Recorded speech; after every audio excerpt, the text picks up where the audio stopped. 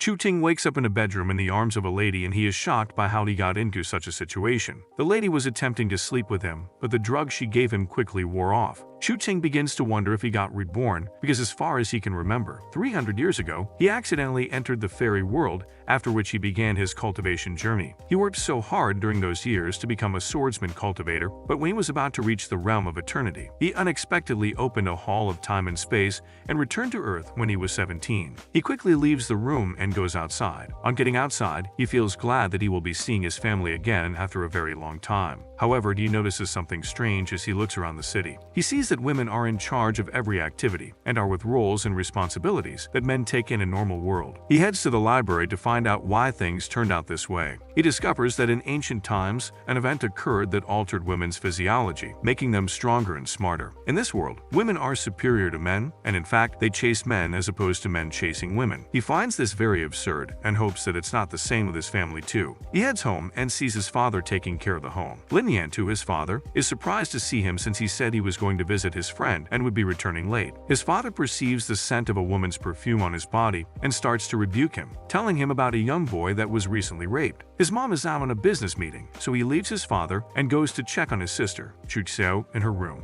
He finds her watching porn and he feels irritated. After a while, she dresses up for a hangout with her friends and tells Lin Yantu that she would be coming back late. Her father doesn't hold her back since girls have to go out and make money for themselves and can't be tied down like men. Chu Tianan returns home from work and Chu Ting becomes excited to see his mom again. He observes how his father is acting towards his mom and finds it very awkward and disgusting that his mom is the breadwinner of the family while his father is just with the responsibilities of a wife. He wonders if this is how he would end up too. He can bear the sight, so he leaves his parents and goes to his room. In his room, he opens his drawer and sees several letters. Then he realizes that he is the school flower of his secondary school.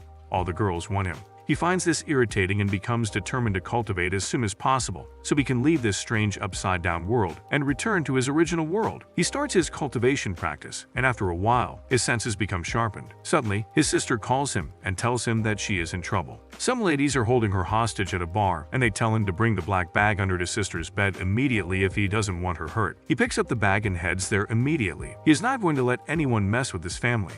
On getting there, he gives them the bag which, unknowingly to his sister, contained a huge sum of money. His sister is released, and as they turn to take their leave, the head of the assailants, Ju, stops them. She admires Chu Ting and tells him to stay back while his sister leaves. His sister tries to defend him, but he steps in and slaps Zhao when she begins to talk naughty. She tries to hit him, but he resists her. She then orders her ladies to attack him, but he beats them all in a snap. He and his sisters start to leave, however. Zhao brings out a gun and threatens to shoot him, and while Chu Xiao begs, a lady walks in. She has been enjoying the scene. Chu Ting recognizes her. It's the lady from the beginning when he got reborn, Chengxi. She tells him that she runs the bar. She then tells Zhu to leave while she handles the rest. But while Zhu tries to protest, she orders that they take her away and cut her feet and hands. Chengxi admires him too and wants to make him her boyfriend, but he tells her that he isn't interested. She starts to compare how weak men are to women, and this causes Chu Ting to suggest they play a game together to test who is stronger. The deal is that if he wins, she won't disturb him anymore, but if she wins, he will become her boyfriend. They soon begin the game. While women in this world are extraordinary and see men as insignificant, Chu Ting seeks to prove that he isn't an ordinary human. He unleashes his strength and wins her. Feeling intimidated, she offers that if he becomes her husband, no other woman in the city will be able to lay their hands on him.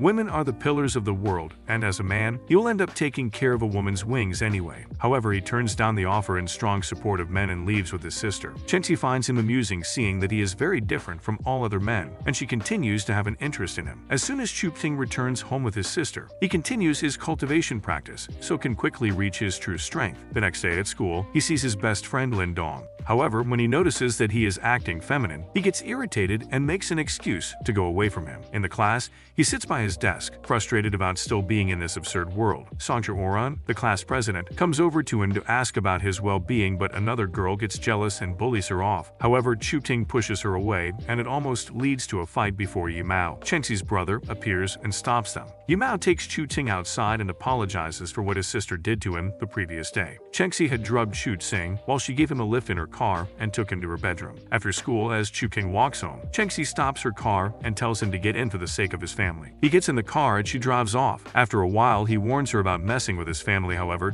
she tells him that she wasn't threatening him, but only wants to help with his parents' business. She later asks him if he practices old martial arts, but he lies to her, telling her that it is already known that men cannot cultivate, so there's no way he would be able to practice martial arts. Suddenly, they are hit by an oncoming vehicle which causes their car to tumble. Chu-King gets injured, but still manages to save Chengxi. Some bunch of females appear with clubs in their hands and start coming towards them. Chengxi gets offended and starts to fight against them for hurting Chu-Ting. Chu-Ting, feeling underestimated again, joins in the fight to prove that he isn't as weak. After beating all of them, Chu-Ting attempts to start going home before his dad becomes worried, but Chengxi receives a call in which she is told that her mom was also assaulted and got hurt. She becomes teary and begs Chu-Ting to stay with her. Chu-Ting considers the situation and concludes that the attacks on both her and her mom didn't occur by coincidence. Chengxi fears that her mom would die and her aunt would kick her out of the Yi family. Chu-Ting tries to calm her and then follows her home. On getting home, Chu-Ting is stopped at the gate from entering on the order of Chengxi's aunt that no one except Chengxi should be allowed in. Chu-Ting identifies himself as a doctor who has come to check on Chengxi's mom. They dive in wondering how a man got to be a doctor and still do not allow him to enter. Luckily, Chu-King studied medicine while he was in the fairy world. He starts to diagnose the health problems of the security agents just by looking at them, and they become shocked. They then allow him in, but when he and Chengxi make their way in, Chengxi's aunt, Yi-Mai, crosses them and tells Chu-Ting that he has to prove himself before he can enter the Yi family. She calls on her daughter Yi-Mai to test him if he is skilled or not. Yi-Mai does this so she can have an accusation against Chengxi. She wants to tempt Chengxi to help Chu-Ting while Yi-Mai harms him, which is against the rules of the Yi family. Meiger asks that Chu-Ting would make love to her throughout the night if she wins him in a fight. Chengxi tries to protest, however, Chu-Ting agrees to it and tells them to get started with the fight. Meiger makes the first move to attack him, but he dodges it and knocks her out in one hit. Yi-Mai is shocked and starts to rant. He and Chengxi then head into the house to meet Chengxi's mom. On getting to her room, Chengxi's mom, doubting he can help her, tells him to excuse them. He quickly diagnoses her situation in one glance, which gets her attention and makes her demand that the others leave the room while she talks with him alone. She suspects that he was sent by the Lai family and asks what his intention is for Chengxi. However, he tells her that he is not from the Lai family and is just a friend of Chengxi. She believes him and shows him her wound. Chu-Ting is shocked by how worse the wound has become. Though she can resist it now, it would lead to damage to her internal organs in 5 days. He then places his hand over the wound and starts to absorb it. However, he can't absorb it all at his current level. Chengxi's mother becomes relieved and appreciates him for helping. On his way home, he looks at the wound he absorbed in his palm, however, can't eradicate it at his current level. He knows an elixir from the fairy world that is used for handling stuff like this, but wonders if it will be available in this world too. The next day, he arrives at school and sees Tang Xian playing basketball, with all the boys admiring her. Tang Xian used to be his first love in preparatory in his original world, but she doesn't know him in this world. She suddenly walks up to him asking him to play basketball with her. He agrees and snatches the ball from her. She tells him to compete with her, and if she wins, he will become her boyfriend. But if she loses to him, she will do whatever he wants. The game starts. She collects the ball and quickly scores her first point. Chu-Ting is shocked. She gets the ball in her possession again and tries to score another point, but he blocks it and collects the ball. He tells her it's his turn and goes on to score a point by jumping from an unbelievable distance. He wins and asks her out on a date, but she replies that he needs to become stronger if he wants a date with her. Later, at Yi family's mansion, Chengxi asks him how she can reward him for saving her and her mom. Chu-King thinks of some silly thoughts and smiles, and tells her to give him some time to think. However, he made some progress in his pure aura and spiritual body when he helped Chengxi's mom with her wounds. He becomes determined to completely heal Chengxi's mom next time, so he can fully awaken his spiritual body. As he walks home, Lai Yui crosses him and threatens him to stay away from Tang Xian. However, Chu-Ting ignores him. This gets Lai Yui annoyed, and he tries to lay hands on him, but Chu-King dodges it and beats him and his female bodyguards. Chu-Ting wonders why Tang Xian plans to marry such a stupid guy, and thinks of a way to investigate the matter. He remembers Chengxi's reward offer and decides to ask her for a private investigator. Chu-Ting waits at the bar for the private investigator. A young lady named Chen Huahua approaches him and introduces herself as the investigator. Chu-Ting can't believe his eyes. He thinks she's underage. Chen Huahua asks about his relationship with Chengxi and begins to flirt with him, telling him to be her boyfriend. Chu-King gets embarrassed and goes straight to the reason he came. He asks her about Tang Xian's family. She tells him that Tang's family is one of the huge families in the city, and they own most of the city's large business corporations. But recently, they've had some problems which caused their financial status to become unstable. The Lai family proposed a marriage between Lai Yuwei and Tang Ziyan if the Tang family wants them to assist in solving their problems. Chu Ting is surprised as Tang Ziyan never mentioned these to him in his past life. He then asks Chen Huahua about alchemy, wondering if alchemic families also exist in this world. To his surprise, Chen Huahua tells him that the Tang family is one of the alchemic families and they specialize in elixirs and medicines. He then asks her for more information. She tells him about the two known alchemy types, the common alchemy which works by using extraordinary internal power to prepare elixirs, and the other which uses spiritual power. She tells him the second alchemy type is completely out of her scope, and he wonders if there are people like him also in this world. He tries to ask her for more information, but she tells him she would only answer if he goes with her for dinner. Chu Ting follows her to a small eatery. He becomes shocked when she orders pork skewers and beers, and also finds out that other women are ordering the same. He soon remembers that this world is the reverse of the original after all. Chen Huahua soon gets drunk, and he carries her home. He places her on her bed, and as he tries to take his leave, she grabs him and tells him to stay with her. After she has slept, Chu Ting takes her phone and starts to search for more information. He opens a confidential transaction document and sees an auction house where rare items are auctioned. He thinks of something that could be worth a lot in this world, which he can auction to make a lot of money. Some days later, he practices cultivation and obtains a spiritual rock. Spiritual rocks are known to make cultivation rhythm faster and aid in practicing old martial arts. They can be obtained through the veins or cultivating eternity. There are no spiritual rocks in this world, so he plans to auction this one. At Chenxi's family residence, he completely heals Chenxi's mother, and she promises to return the favor whenever he has any problem. As he goes home, he reasons that he needs to cultivate as much as he can to revive his spiritual body. Suddenly, Chenxi stops him and kisses him, as a little present for healing her mom, and promises to give him the complete present someday. Chu Ting gets home and continues his cultivation process until he finally revives his spiritual body. He summoned a sword in the process. His sister suddenly barges into his room. Being naked, he quickly covers himself and hides the sword. His sister apologizes and leaves immediately, thinking he was masturbating. Chu Ting dresses up and goes to the auction house to sell the spiritual rock. When Jia Yu, the successor of the auction house, sees the spiritual rock, he offers to pay a huge amount immediately. As Chu Ting returns home, he reasons that if he can create a huge monopoly of businesses from this, it'd just be a matter of time before he rules the auction and the martial arts world. He receives a message from Huahua asking to have a drink together, and as he heads there, someone suddenly attacks him. He summons his sword and makes multiple slashes on the stranger very quickly. The stranger pleads for his life and confesses that Lai Yuwei sent him. However, Chu Ting kills him and becomes determined to annihilate the Lai family. He continues walking and suddenly, he feels a thumping in his heart.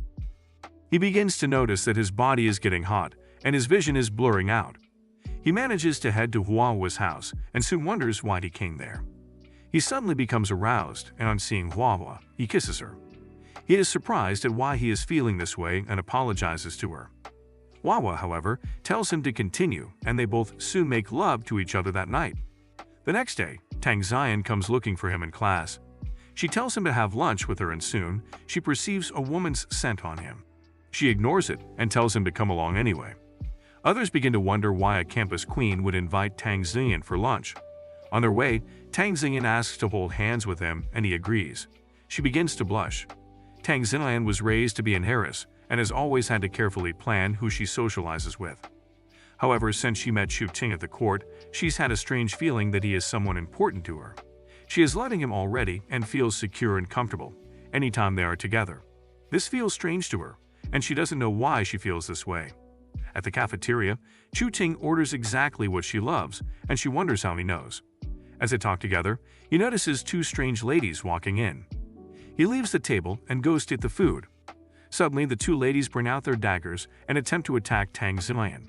However, Chu Ting throws a hot plate of food at one of them. He gets stabbed by the other, but he throws her off with his power. He then gets into physical combat with them and beats them both. Tang Ziyan is surprised. She asks him if he belongs to an ancient martial arts family, but he says no. He says they should get out of the cafeteria immediately as it isn't safe there anymore. On their way going, he starts feeling weak due to the injury from the stab. Tang Zian offers to send him to the hospital, but he says the wound is not a major one and would heal up by itself. Chu Ting is surprised that he could be hurt by the two mediocre assassins and reasons that he needs to start making spirit artifacts for defense. Tang Zian tells him that her family is known for producing medicines, but the family recipe got stolen a month earlier, and a few other medicinal families joined forces to pressure them. She thinks it has to do with the Li family. He tells Tang Zian that he could fix her family problems and says they just need to make another formula for medicines, but she tells him that it's not easy to make formulas. He tells her that after the auction in 2 days, her family will notice him, and they can then go into details from there. He suddenly feels a thumping in his heart again. He perceives that the spirit energy he marked Chengxi with has been removed. He leaves Tang Zian and quickly calls Huahua to track Chengxi's location. He then calls Jia Yu to help him with a ride. Jia Yu soon arrives and they start following the target Huahua sent to him. Jia Yu chases as hard as possible and they soon see a van carrying Chengxi. Jia Yu forces the van to stop by hitting it with his car. Chu Ting comes out and beats all the agents in the van at once. As he tries to open the trunk of the van, a sudden blast hits the van and pushes him away from it. He is shocked at this level of power and wonders if this world has its spirit cultivators. 2 men from the Quan Zen sect appear and compliment his skill. They ask him to join their sect, but Chu Ting turns down the offer, calling them failures. He insults them more and they get very angry. One of them brings out his weapon, a salamander rod, and attacks Chu Ting, but Chu Ting counterattacks with his sword and breaks his weapon. He gets even angrier and attacks with a fiery punch. However, Chu Ting cuts off his hand. On seeing this, the other guy gets angry, but before he could take any action to defend his subordinate, Chu Ting kills him. He then tries to use his powers to attack Chu Ting, but Chu Ting stabs him before he knows it. Chu Ting then goes to the van to wait Chengxi. She sees him and tells him they have to leave immediately before the 2 senior Taoists arrive, but he calms her and tells her everything is fine. He asks her if she has an idea of who kidnapped her, and she says she suspects it's the Li family. She also tells him that other small families have been creating problems for her family too, and Chu Ting reasons that it must be because of the upcoming auction event. There's a high chance for rare treasures to appear, and they want to disrupt other families from getting the news. Chengxi invites Chu Ting to her house so her mom can thank him for saving her, and he agrees to go with her. On getting to Chengxi's residence, they meet the Yi family having a secret meeting. Chengxi's mom tells him to have a seat, but one of the family members protests against it. He tells them he is not there for the secret meeting and brings out a spiritual stone. He says he came to talk about business instead. He gives them the spirit stone and tells them to check it. Not knowing its value, they think it's a random stone, but Chu Ting tells Chengxi's mom to exercise her internal strength and feel its flow. She does this and immediately feels a surge of energy. She is surprised and asks how much he would sell it. However, he tells her it's not for sale yet, as the price would be set at the upcoming auction. He then tells them he wants to give them a talisman he made that provides protection and another that boosts combat strength for a short period. They are shocked and ask him for the reason he is helping them, and he says it's because Chengxi is his friend. Chu King's real plan is to set up his business empire in the city with the help of the Yi family. He gets back home and meets his second aunt, named Chu King, who tells him she came to talk about his arranged marriage. He tells her that he is still in college and marriage can wait until after his graduation, but his aunt debunks his words. She goes on to trash-talk everyone in his family. This gets him pissed, and he hits the table in annoyance. His aunt stands up to leave but still reminds him about getting married off soon. He insults her and heads to his room. On getting to his room, he calls Chengxi and asks for a favor. After a while Chu Ting's aunt enjoys and spends time with some men at the bar. Chengxi orders her agent to get her leg and rip out a kidney too. Meanwhile, that night, Chu King spends the whole night making protective artifacts for his friends and family that help him immediately know when the wearer is in danger.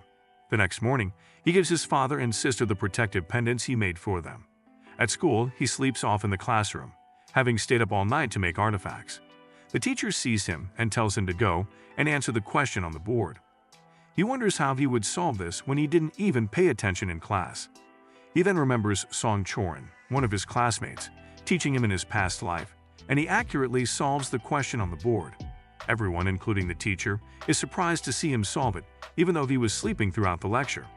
This causes the teacher to make him the class representative. After the class, Chu King places his head on his desk to prevent others from seeing him as he makes a new talisman. His best friend suddenly taps him and he quickly stops. He then gives the talisman to him for his protection. His friend tells him about the upcoming school sports events in 2 days and asks if he would join. Chu King says that he isn't interested, but his friend manages to persuade him eventually. After a while, a lady named Ling Wenner comes looking for Chu King. She is the school idol that sings and plays the piano. She invites him to come along to a party hosted by a middle school friend, telling him that other middle school friends would also love to see him. After she leaves, Chu King goes to meet Tang Xian in her class and sees her doing her homework. She has been finding it difficult to solve the question, and Chu King offers to put her through. It's the same question he solved in class a while ago. After teaching her, he tells her to come with him, and on getting outside, he gives her one of the protection artifacts he made. Back to the class, Chu King decides to make 30 more artifacts before the bell rings so he can take them to the Yi family as he promised. After a while, the bell rings and he packs all the artifacts he's made into his bag. He thinks of heading to Chenxi's place, but his friend suddenly taps him and asks if he would love to hang out with them later at night. He declines and heads to Chenxi's house. Chenxi is so glad to see him again. She had been missing him. He gives her the protection artifact too, and while she wonders what it is for, he throws a glass cup at her. Suddenly, the talisman activates an energy barrier automatically which blocks the cup from hitting her. She gets excited and kisses him. She desires to sleep with him as a gift, but he tells her he's got business elsewhere and would come back to see her. He leaves and goes to Huahua's house. He meets her sleeping and wakes her. On seeing him, she becomes excited and hugs him. After she sleeps, Chu King discovers Huahua has been gathering information on the ancient martial arts family in the city for him. On his way back, he receives a call from his dad asking for his whereabouts so his mom can pick him up. After a while, his mom arrives and picks him up. His mom then asks him where he has been as she can perceive a woman's perfume on him. He lies to her and she advises him never to be alone with women. He receives a credit alert that Yi family just paid him 1.2 million yuan for the talismans he delivered to them. He reasons that if producing artifacts can make him this much, then manufacturing elixirs would make him a fortune. On getting home, he goes to meet Jia Yu and gives him a protection artifact also. Jia Yu appreciates it and tells him that this is the first time someone would genuinely act toward him as a friend. They both share their ugly pasts and drink until they get drunk. Chu Ting returns home and meets his sister trying to sneak into the house since it's late already. She sees him and complains about him returning this late and reeking of alcohol. She soon passes out and falls into his hands. She is drunk also. Chu Ting takes her to her room, and when he tries to leave, his sister drags him to the bed. She starts to mention the name of a guy and tries to kiss him. He also, not knowing what he's doing due to his drunken state, tries to make out with her, but soon comes to his senses and realizes it was his sister. He quickly stands up and leaves the room, promising himself never to drink again. The next day, he goes shopping for some clothes in preparation for the reunion party, and thinks that he would also need a car so he won't have to keep bothering Jia Yu. Then he sees one of his old classmates, Zhou Bu-kun. Zhou Bu-kun informs him about the reunion party he is organizing, but Chu King tells him that Ling Wenner already invited him 2 days earlier. Zhou Bu-kun is surprised that Ling Wenner invited him personally, and he leaves in anger. Zhou Bu-kun used to bully Chu King and spread lies about him when they were in middle school. Chu Ting heads to a car showroom to buy a car. Some ladies see him and begin to think that a rich lady must be taking care of him. At night, he arrives in his car for the reunion party.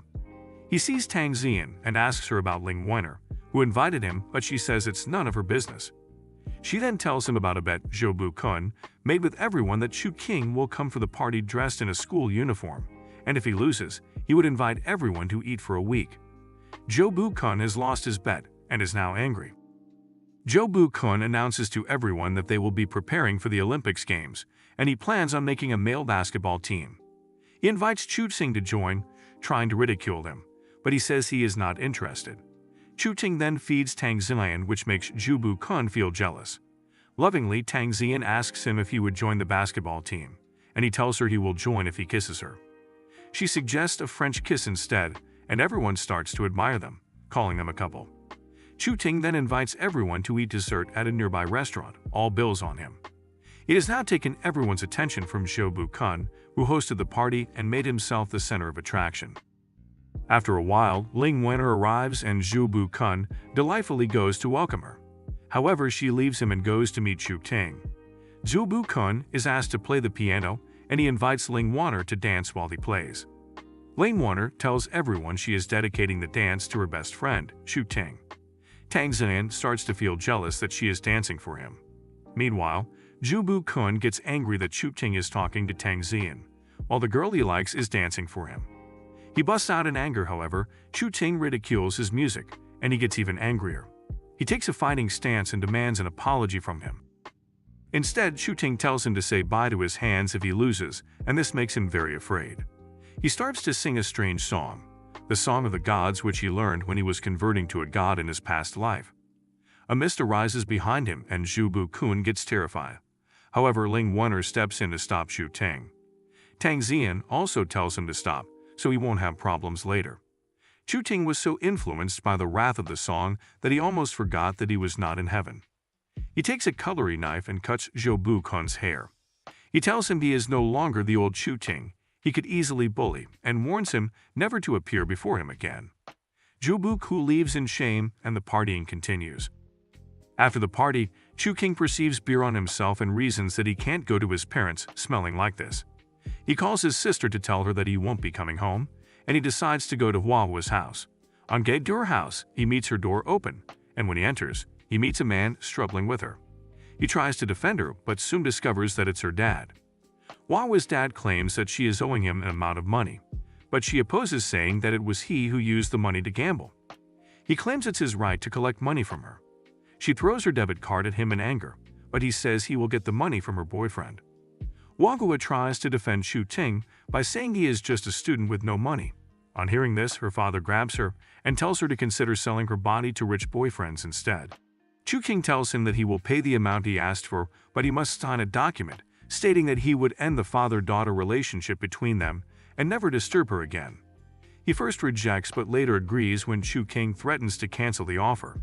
After he signs the document, Chu Ting turns a mug into a weapon using magic and injures him with it as a warning for what could happen if he ever disturbs Huahua again. He kisses Huahua, and they both sleep together through the night. The next morning, Huahua wakes Chu Ting and tells him she has something good for him. She had prepared a good meal for him for breakfast. He wonders why she is treating him specially, and she tells him that she doesn't want to lose him. He tells her not to worry about that and be herself. After a while, he receives a message from Jia Yu saying he already sent the money he asked for, the same amount of money he wants to give Huahua's father. He then receives a message from Tang Zian asking him to come to the basketball club after school. At the basketball club, Tang Zian asks him about the new medicinal formula he told her he had. He gives her a piece of paper containing the formula he says would aid mages with magic upgrading. Tang Zian asks him if he trusts her. What if she runs away with it? However, he tells her that he doesn't care about the money, but genuinely wants to help her family. She tells him that she has fallen in love with him and goes on to kiss him. Later at night, in Chu King's house, his mother comes to meet him while he studies and asks if he likes any girl. His mother tells him that she is not bothered if he marries the person he loves, but her family won't allow him to do that, and she is powerless to protect him. She tells him that if he wants to marry the girl of his choice and get rid of the arranged marriage, he has to get into the National University. After a while, Chu King starts cultivating and summons his sword. He discovers that the sword seems different. It has rust on it, and if the rust doesn't disappear, there'd be huge consequences. He suggests that he might have gone through a different way during his cultivation process. He has to find a bowl for the sword as fast as possible and hide it because he could die if he doesn't. He receives a call from Jia Yu, yelling at him that he has been expecting him at the auction, which is about to start. Chu King had slept off and forgotten that there was an auction. He heads to the auction immediately to see if he can find any spiritual material that is suitable to make the sheath of his sword. At the auction, some ladies see him and start to mock him because of how he is dressed. One of the ladies hits him and tells him that this isn't a place where poor people like him can be. He challenges her and she gets angry. She tries to hit him, but he grabs her hand and inflicts pain on her. Jia Yu sees them and defends Chu Xing while he bans the ladies that mocked him from the auction house. Jia Yu tells him about how he intercepted someone from the Chu family in the imperial capital who came to buy information concerning his second aunt, Chu King, who lost one leg and a kidney. Chu Ting pretends that he doesn't know anything about the death of his aunt. Chengxi and her mom arrive at the auction house, and Chengxi is excited to see Chu Ting again. Chu Ting and Chengxi head to the room, and Chu Ting checks the auction items list. He discovers that the spiritual stone he told Jia Yu about appeared in the auction. He then goes to give Chengxi a drink, and while at it, she draws him close to herself. She seduces him, and they soon start to make out. Jia Yu badges in and sees them. He apologizes for interrupting and quickly leaves. Chengxi tries to continue, but Chu Ting tells her that they should suspend it till another time. He is uncomfortable with Jia Yu around. Meanwhile, Jia Yu never left. He was just behind the door. Chu Ting calls him in, and he brings the information about all the items in the auction. However, Chu Ting checks through and can't find any spiritual golden material from the gods that could free his sword. Jia Yu takes the information from him and shows it to Chengxi instead, saying Chu King's eyes are too high. Chengxi sees an item, and as she observes it, Chu Ting zooms in and realizes that the item has the same material he is searching for. Suddenly, he overhears Tang Xian's voice from the auction room, bidding a huge amount for an item. He wonders why Tang Xian bidded such an amount and decides to find out the item being auctioned. He discovers it's the Tang family formula, and he wonders who must have auctioned it off. Jia Yu leaves to find out while Chu Ting goes back to meet Chengxi. He asks her why she doesn't care about her family's activities, but only cares about fooling around men. He asks her how she would be able to solve the problems in the family when she doesn't even concern herself with family matters. After a while, Jia Yu returns to tell him how much was made on the spiritual stones. Chu Ting asks him who the buyer of Qiangjiang is, the item he discovered to have the same material he is looking for. Jia Yu tells him that it's against the rules to reveal the buyer, but Chu Ting tells him that he is only concerned about the bronze container and not the wine itself. Jia Yu is surprised and wonders if the container was also a treasure he misjudged. Chu King leaves Jia Yu and heads back home. On his way, he sees a road sign indicating an ongoing construction ahead. He can't find any cars on the road and wonders why he didn't see any construction when he was coming for the auction. Suddenly, a thunder strikes and he is shocked by the powerful aura around it. He surges into a nearby bush and comes out of his car to find out what's happening. He sees a lady in a purple robe, an officer from the Jianwu department, approaching a woman and her subordinates. Chu Ting remembers that Chengxi had once told him about the Jianwu department. The government set them up due to the inability of the police to govern the ancient martial artist groups. The officer is there to obtain an auction item from the woman, claiming it belongs to her country. The woman asks the officer for a judgment order, the token to take action from the Jianwu department. The officer, pretending to want to bring out the order, suddenly attacks with a punch. She kills all of them in the blink of an eye and heads over to carry the auction item. Chu Ting discovers that it's Qiangjiang, the same item he is planning to obtain. The lady discovers someone is spying and tells him to come out. He comes out and the lady launches an attack immediately. He blocks her attack and summons his sword immediately. She lands him a kick in the face, but it doesn't affect him, and he gives her a powerful punch which sends her flying. The lady brings out a gun with a terrifying murderous aura and shoots at him. Thinking that he is dead, she takes the item and starts to leave. However, Chu Ting suddenly stabs her from behind and she dies. Chu Ting is severely injured from the bullet's murderous aura, so he quickly starts to cultivate to seal his wounds right away. Chu Ting realizes that the more he tries to seal his wounds, the more they break open again and get worse. He wonders why and checks the gun that was used to shoot him. It's a normal gun, but he soon discovers that the murderous aura is stored in the bullet. He immediately heads to Chai Huahua's house. When Chai Huahua sees him, she becomes shocked and puts him on the bed. Chu Ting tells her to cut the rotten part of his wound out, but she is terrified and would not hurt him, so she calls Chengxi instead. When Chengxi arrives, she does it and ties up his wounds. The next morning, Chu Ting is relieved of his pain. Chengxi then challenges him for seeing Chai Huahua behind her, and he yells out in defense, saying since women are allowed to have multiple men, what stops him from having multiple women too? She asks him what happened, and he tells her he killed a messenger from Jianwu who tried to kill him. Chengxi and Huahua become shocked. Chengxi analyzes the bullet and discovers it is Wang Chuan, and she wonders how he survived. She then asks him what the rank of the messenger was. He tells her he doesn't know and states that the lady wore a purple robe.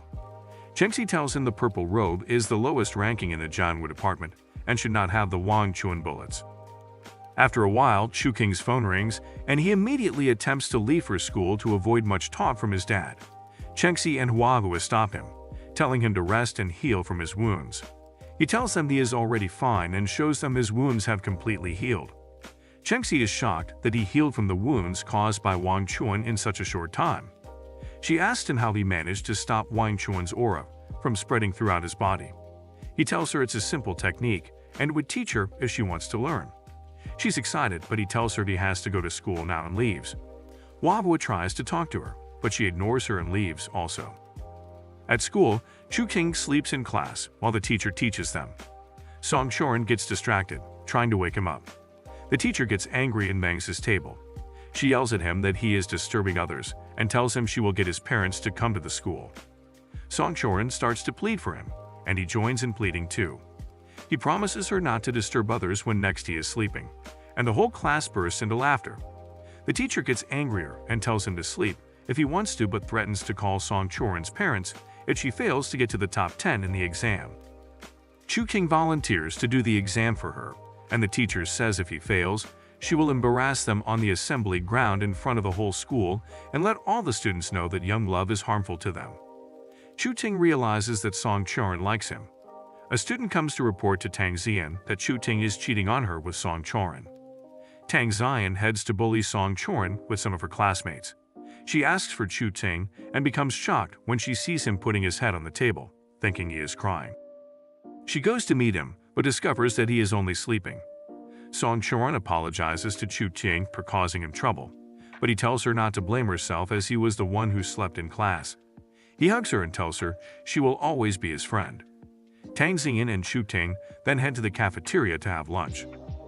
Tang Xian's friend Tao Yunio rebukes Chu Ting and tells him to apologize to Tang Xian for hugging another girl in her presence. Chu Ting protests that she should also apologize to him since many guys are chasing her. Chu Ting tells Tao Yunio that he doesn't need Tang Xian's spoiling and should rather be spoiling her. Tao Yunio bursts out in laughter, and Tang Xian tells him he would have to become stronger than her if he wants to do that. Tao Yunio warns him to avoid other women, but he draws her closer and flirts. After a while, Tang Xian tells Chu Ting that the formula he gave her was tested and was not something that could help with the cultivation of martial arts. It was rather a recipe for poison. Chu Ting is shocked. However, Tang Xian tells him that the poison is still an important asset and offers to pay 200 million for it. Chu Ting is surprised and thinks he would be rich if he sold all his recipes. He then tells her he wants to buy some herbs from her family. He thinks of making more elixirs for Chengxi's mom. Tang Xian is surprised he wants to make elixirs and tells him that no man in the entire country is good at making elixirs, but she looks forward to it since it is him. She licks some food remnants on Chu Ting, and he wonders what she is doing. Tang Xian is surprised and tells him that men would normally get embarrassed by this. She then tells him to stop training in martial arts. If it is for self-defense, she will protect him instead.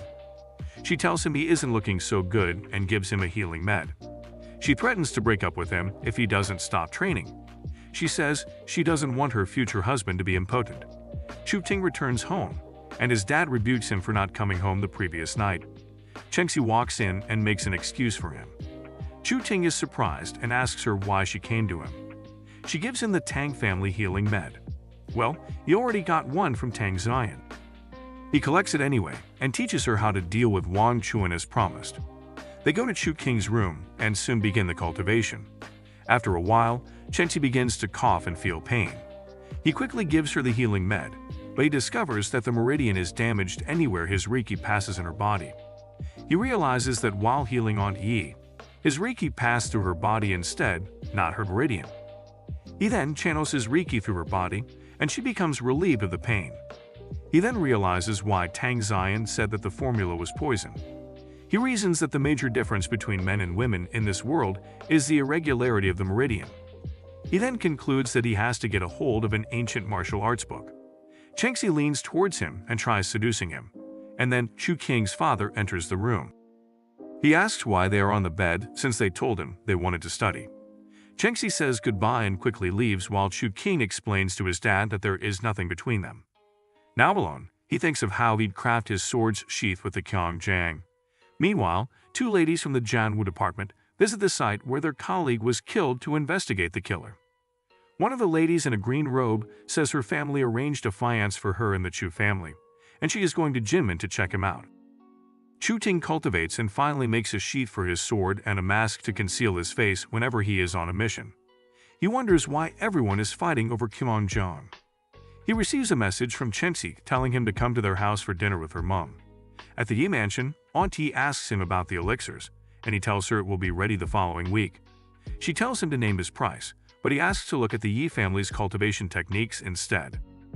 Aunt Yi rejects, saying an outsider cannot possess the book as it has been passed through generations, except he is married into their family.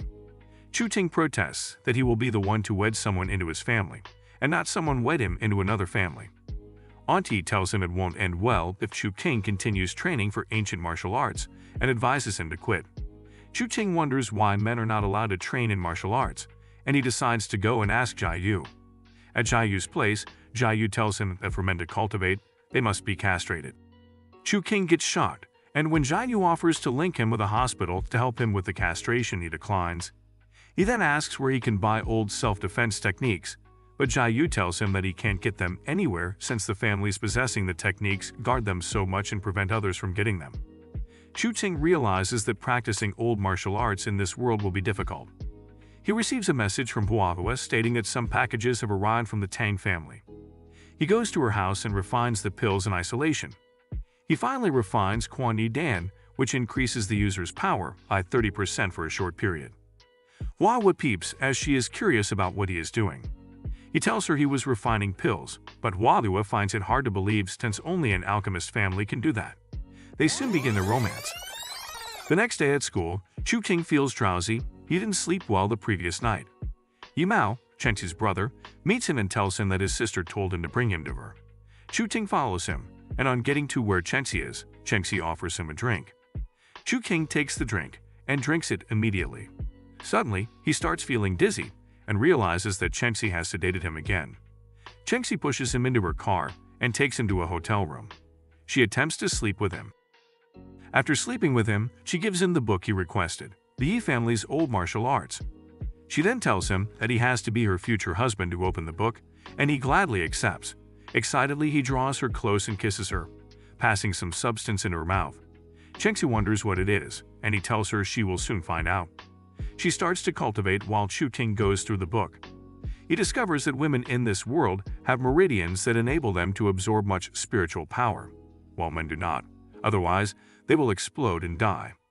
He then reasons that he can change the method of the old martial arts to make men practice it without hurting themselves.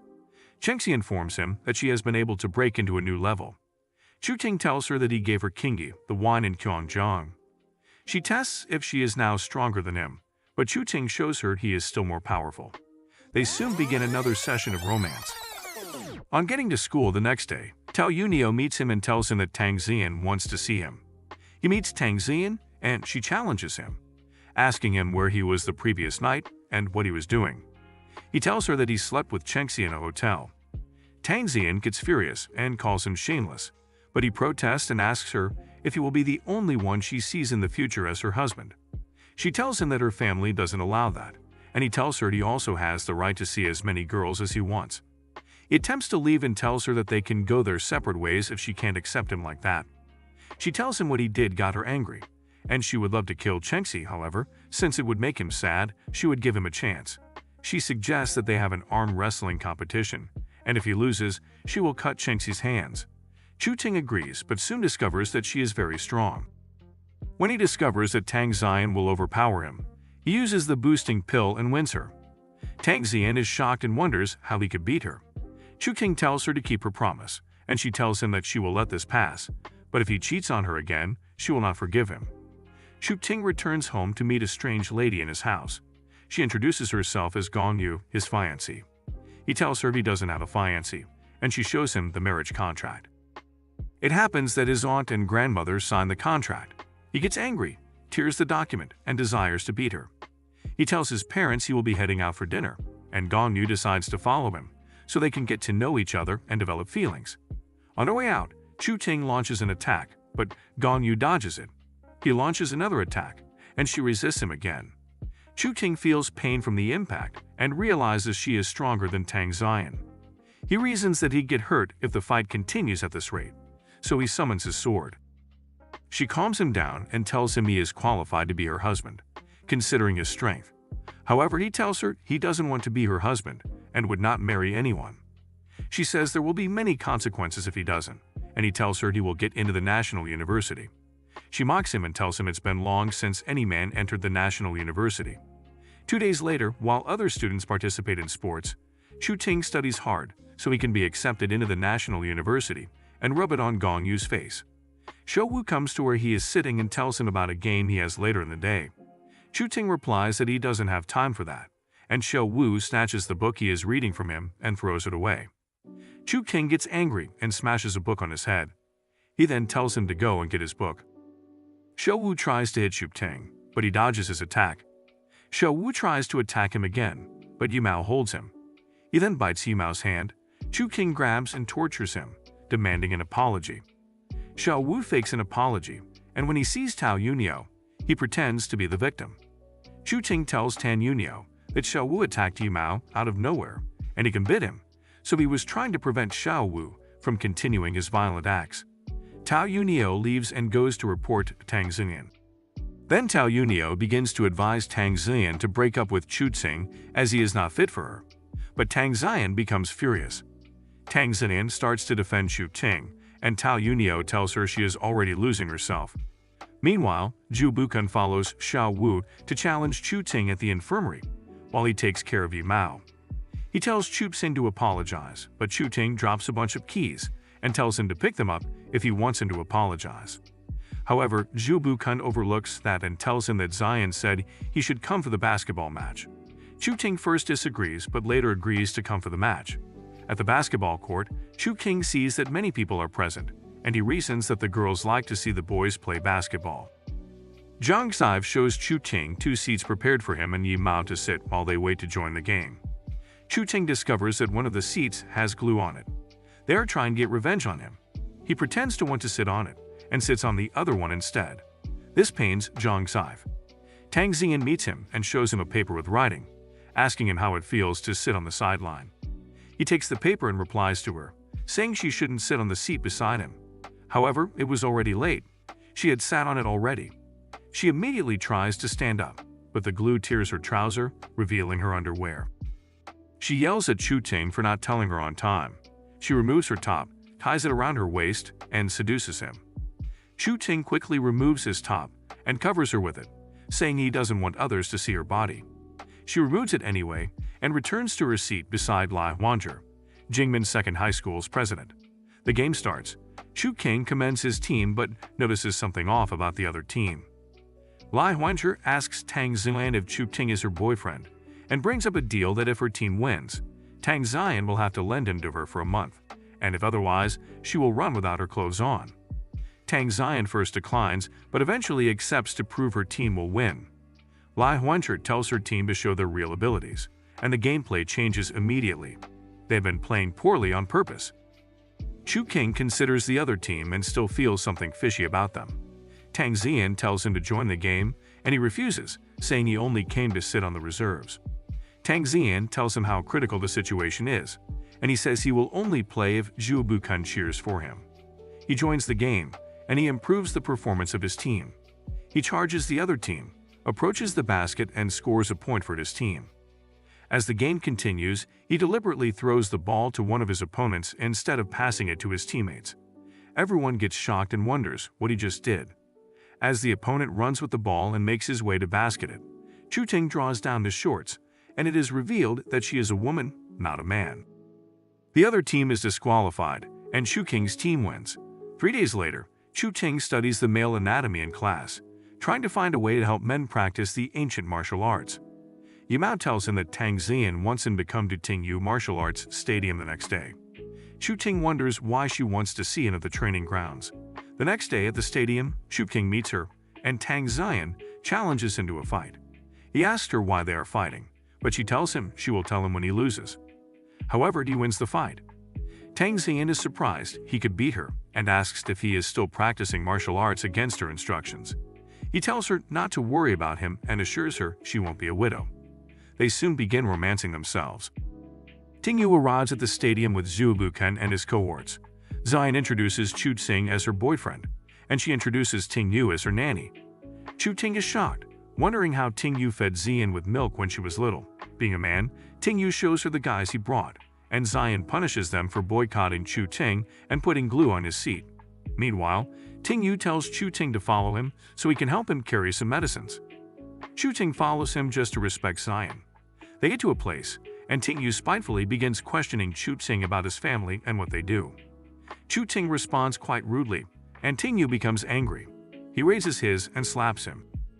Chu Ting gets angry and gives him a kick which sends him flying. Tang Zian is shocked.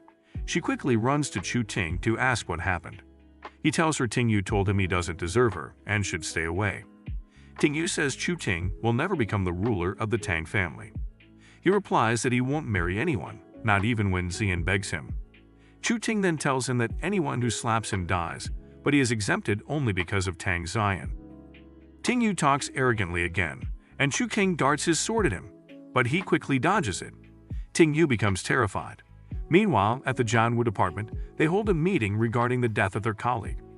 One of the members tells Gong Yu that no suspicious character was found, but that they found something quite interesting. She then brings out a very valuable item and shows it to Gong Yu, saying it is the latest item in the Shizhen auction. Gong Yu suspects that Jia Yu is hiding something and tells her to find someone who has been around Jia Yu recently. Gong Yu goes to Chu King's house to visit him, but doesn't meet him. She sees something on his table. Tang Zian is mad at Chu Ting. He runs after her, apologizing for what he did to her nanny. She tells him he is strong and thinks he is even better than herself. She later tells him she is upset because of what he said earlier about not marrying her, even if she kneels and begs him. Chu Ting assures her that they will be together forever and kisses her. After kissing her, he notices a woman sitting on the roof of a building, waiting for him. He observes her and discovers that she is stronger than him. He tells Zian he is an old friend and says she should go home first while he talks to her. Zion first refuses, but eventually yields and starts running home. The lady launches an attack. He turns and starts running. The lady chases him, suddenly turns away and chases after Zion instead. He sees this and quickly turns to save Zion. Just as the lady is about to catch Zion, Chu Ting suddenly appears before her. She lifts him by the neck and asks him what the martial arts technique he just used is. He offers to sleep with her so she can leave him, but she carries him to another place instead. Gong Yu appears in a green robe with the Wang Chuan bullets as they talk. Gong Yu tells the lady to leave him to her, but she belittles her ability. Gong Yu gets angry, and they both face themselves. Chu Ting reasons that even if he runs, he can't escape from them, so he uses this opportunity to stab the lady with her sword, thus killing her. Chu Ting becomes shocked when he discovers that the lady in the green robe is Gong Yu. Gong Yu discovers she has always been with the killer of the lady in the purple robe. She asks why he killed her, and he says she had an item and killed many people too. Gong Yu threatens to shoot him, but he tells her she will lose her fiance if she shoots. She tells him to look for a room where she can ask him a question. In the room, she shows him a picture of a male anatomy she saw in his room and asks him where he got it from. He tells her he drew it, and she becomes shocked and asks him if he can make a training method. She takes back her words that he can't get into the National University and makes a deal that she would help him solve Xi Zheng's business while he has to heal her. He wonders what is wrong with her, and after observing her, he tells her that her training and physical methods are contradictory, making her fat. She becomes excited that he can cure her and begins to tell him information about the Chu and the Gong family.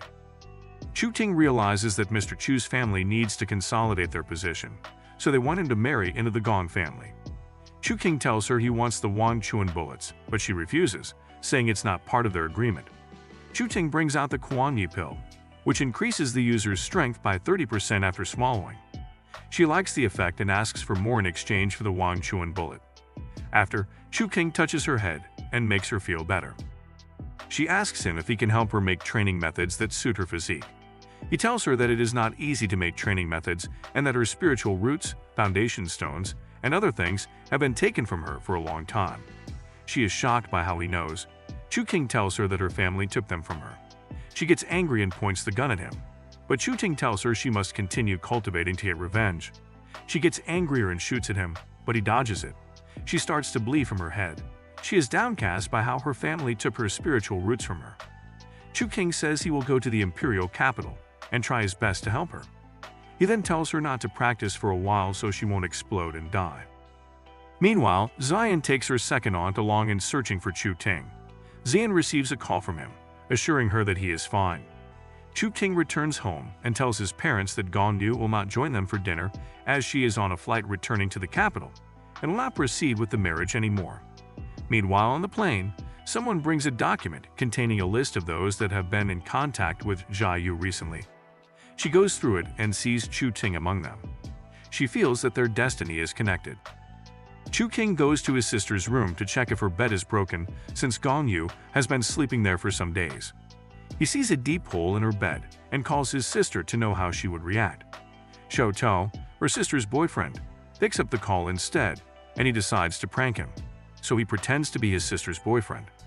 Xing Tao becomes sad and doesn't believe Chu Xiao when she says it is her younger brother. Chu Ting later identifies himself as her brother, and he becomes calm. At school, Chu Ting talks with Zhou Buken and his cohorts. They already see him as their boss. He tells them he wants them to practice ancient martial arts, and they become scared because of what happens to men who practice it. He tells them not to worry as his training differs from regular training. He has successfully created exercises suitable for men and needs someone to try iron. However, it is completely safe. Chengxi arrives and begins to talk to him. Then someone from the Tang family walks up to him and tells him her boss is looking for him. He heads to the car and sees Xian's mother and Ting Yu sitting in it. He realizes that Xian's mom is also hostile towards him, so he leaves if they have nothing to say. Xian arrives and asks why he is there. He suddenly kisses her to annoy her mother. Xian enters the car and leaves with her mom. Meanwhile, Chengxi saw him while he kissed Xian. She pushes him into her car and makes love with him there. After Chu King takes his leaves, he receives a strange call from his sister asking him to take care of their parents. A woman collects the phone and tells him to get to her. Within 30 minutes of her sister would be dead. Chu King calls Jia Yu to find out about the group that took his sister. Jia Yu tells him she is very powerful and he won't be able to save him if he has messed with them. Chu Ting goes anyway since his sister has been captured. On getting there, he sees a lady manhandling his sister and he dashes at her. The boss arrives and Chi Xiao starts telling him to run away quickly. But he puts her to sleep while he faces the boss. He asks her why she did this to his sister and promises death to anyone involved. They soon begin to combat, and Chu Ting realizes she is incredibly fast and strong. He takes one of his pills to boost his strength and immediately summons his sword. However, the boss still overpowers him. He then decides to handle the matter another way, otherwise she will kill him. He asks her what really happened, and she tells him that his sister slept with someone she wasn't supposed to sleep with, the mayor's son, and the mayor ordered her to kill her. He asks if she can let his sister go, and she shows him a mark on her face caused by her sister. She demands money, but he offers her a spiritual stone instead. She asks that he spends the night with her, and they soon head to a room. After a lovemaking session, she appears with a syringe and asks them to go again. Chu Ting refuses and leaves. He carries his sister home, and on getting home, he meets their dad, who yells at him for returning late. He tells his dad that his sister was kidnapped, and he was called to the police station to come and pick her up. His dad gets scared and worries why there's a situation around their family of recent, even his mom's company. Chu Ting is surprised to hear about an issue with his mom's company, but his father does not tell him when he asks. He calls Chengxi and discovers it has something to do with Tang Xian's mother. The next day, he heads to his mom's company for the first time, and a lady shows him the way to the general manager's office. On their way, the lady flirts with him, and they suddenly see President Chu King's mom. She is surprised to see him and asks what he is doing at the company.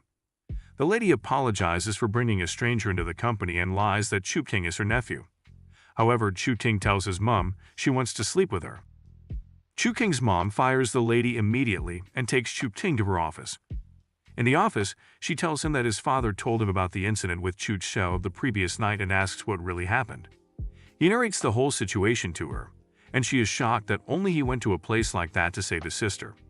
He assures his mother that he and his sister are fine and goes on to demonstrate martial arts to her to prove that he can protect himself and the family. She is surprised and asks if it is Chengxi teaching him martial arts, as he has greatly changed since he met her. Chengxi suddenly arrives and says she heard something happen to the company, so she has come to see if she can help.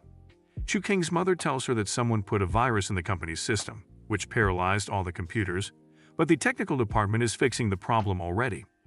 Chu Ting suggests that Huadua comes to check the issue. When Huadua arrives, she is scared to look at Chengxi, as Chengxi is still mad at her. Chu Ting asks if Chengxi can help him get a gun. He plans to use it for Wan Chuan bullets so he can solve his sister's problems with the mayor. He bids Chengxi goodbye and says he wants to go and see Huahua. She gets angry and takes him to the toilet to have a thing with him again, but he refuses.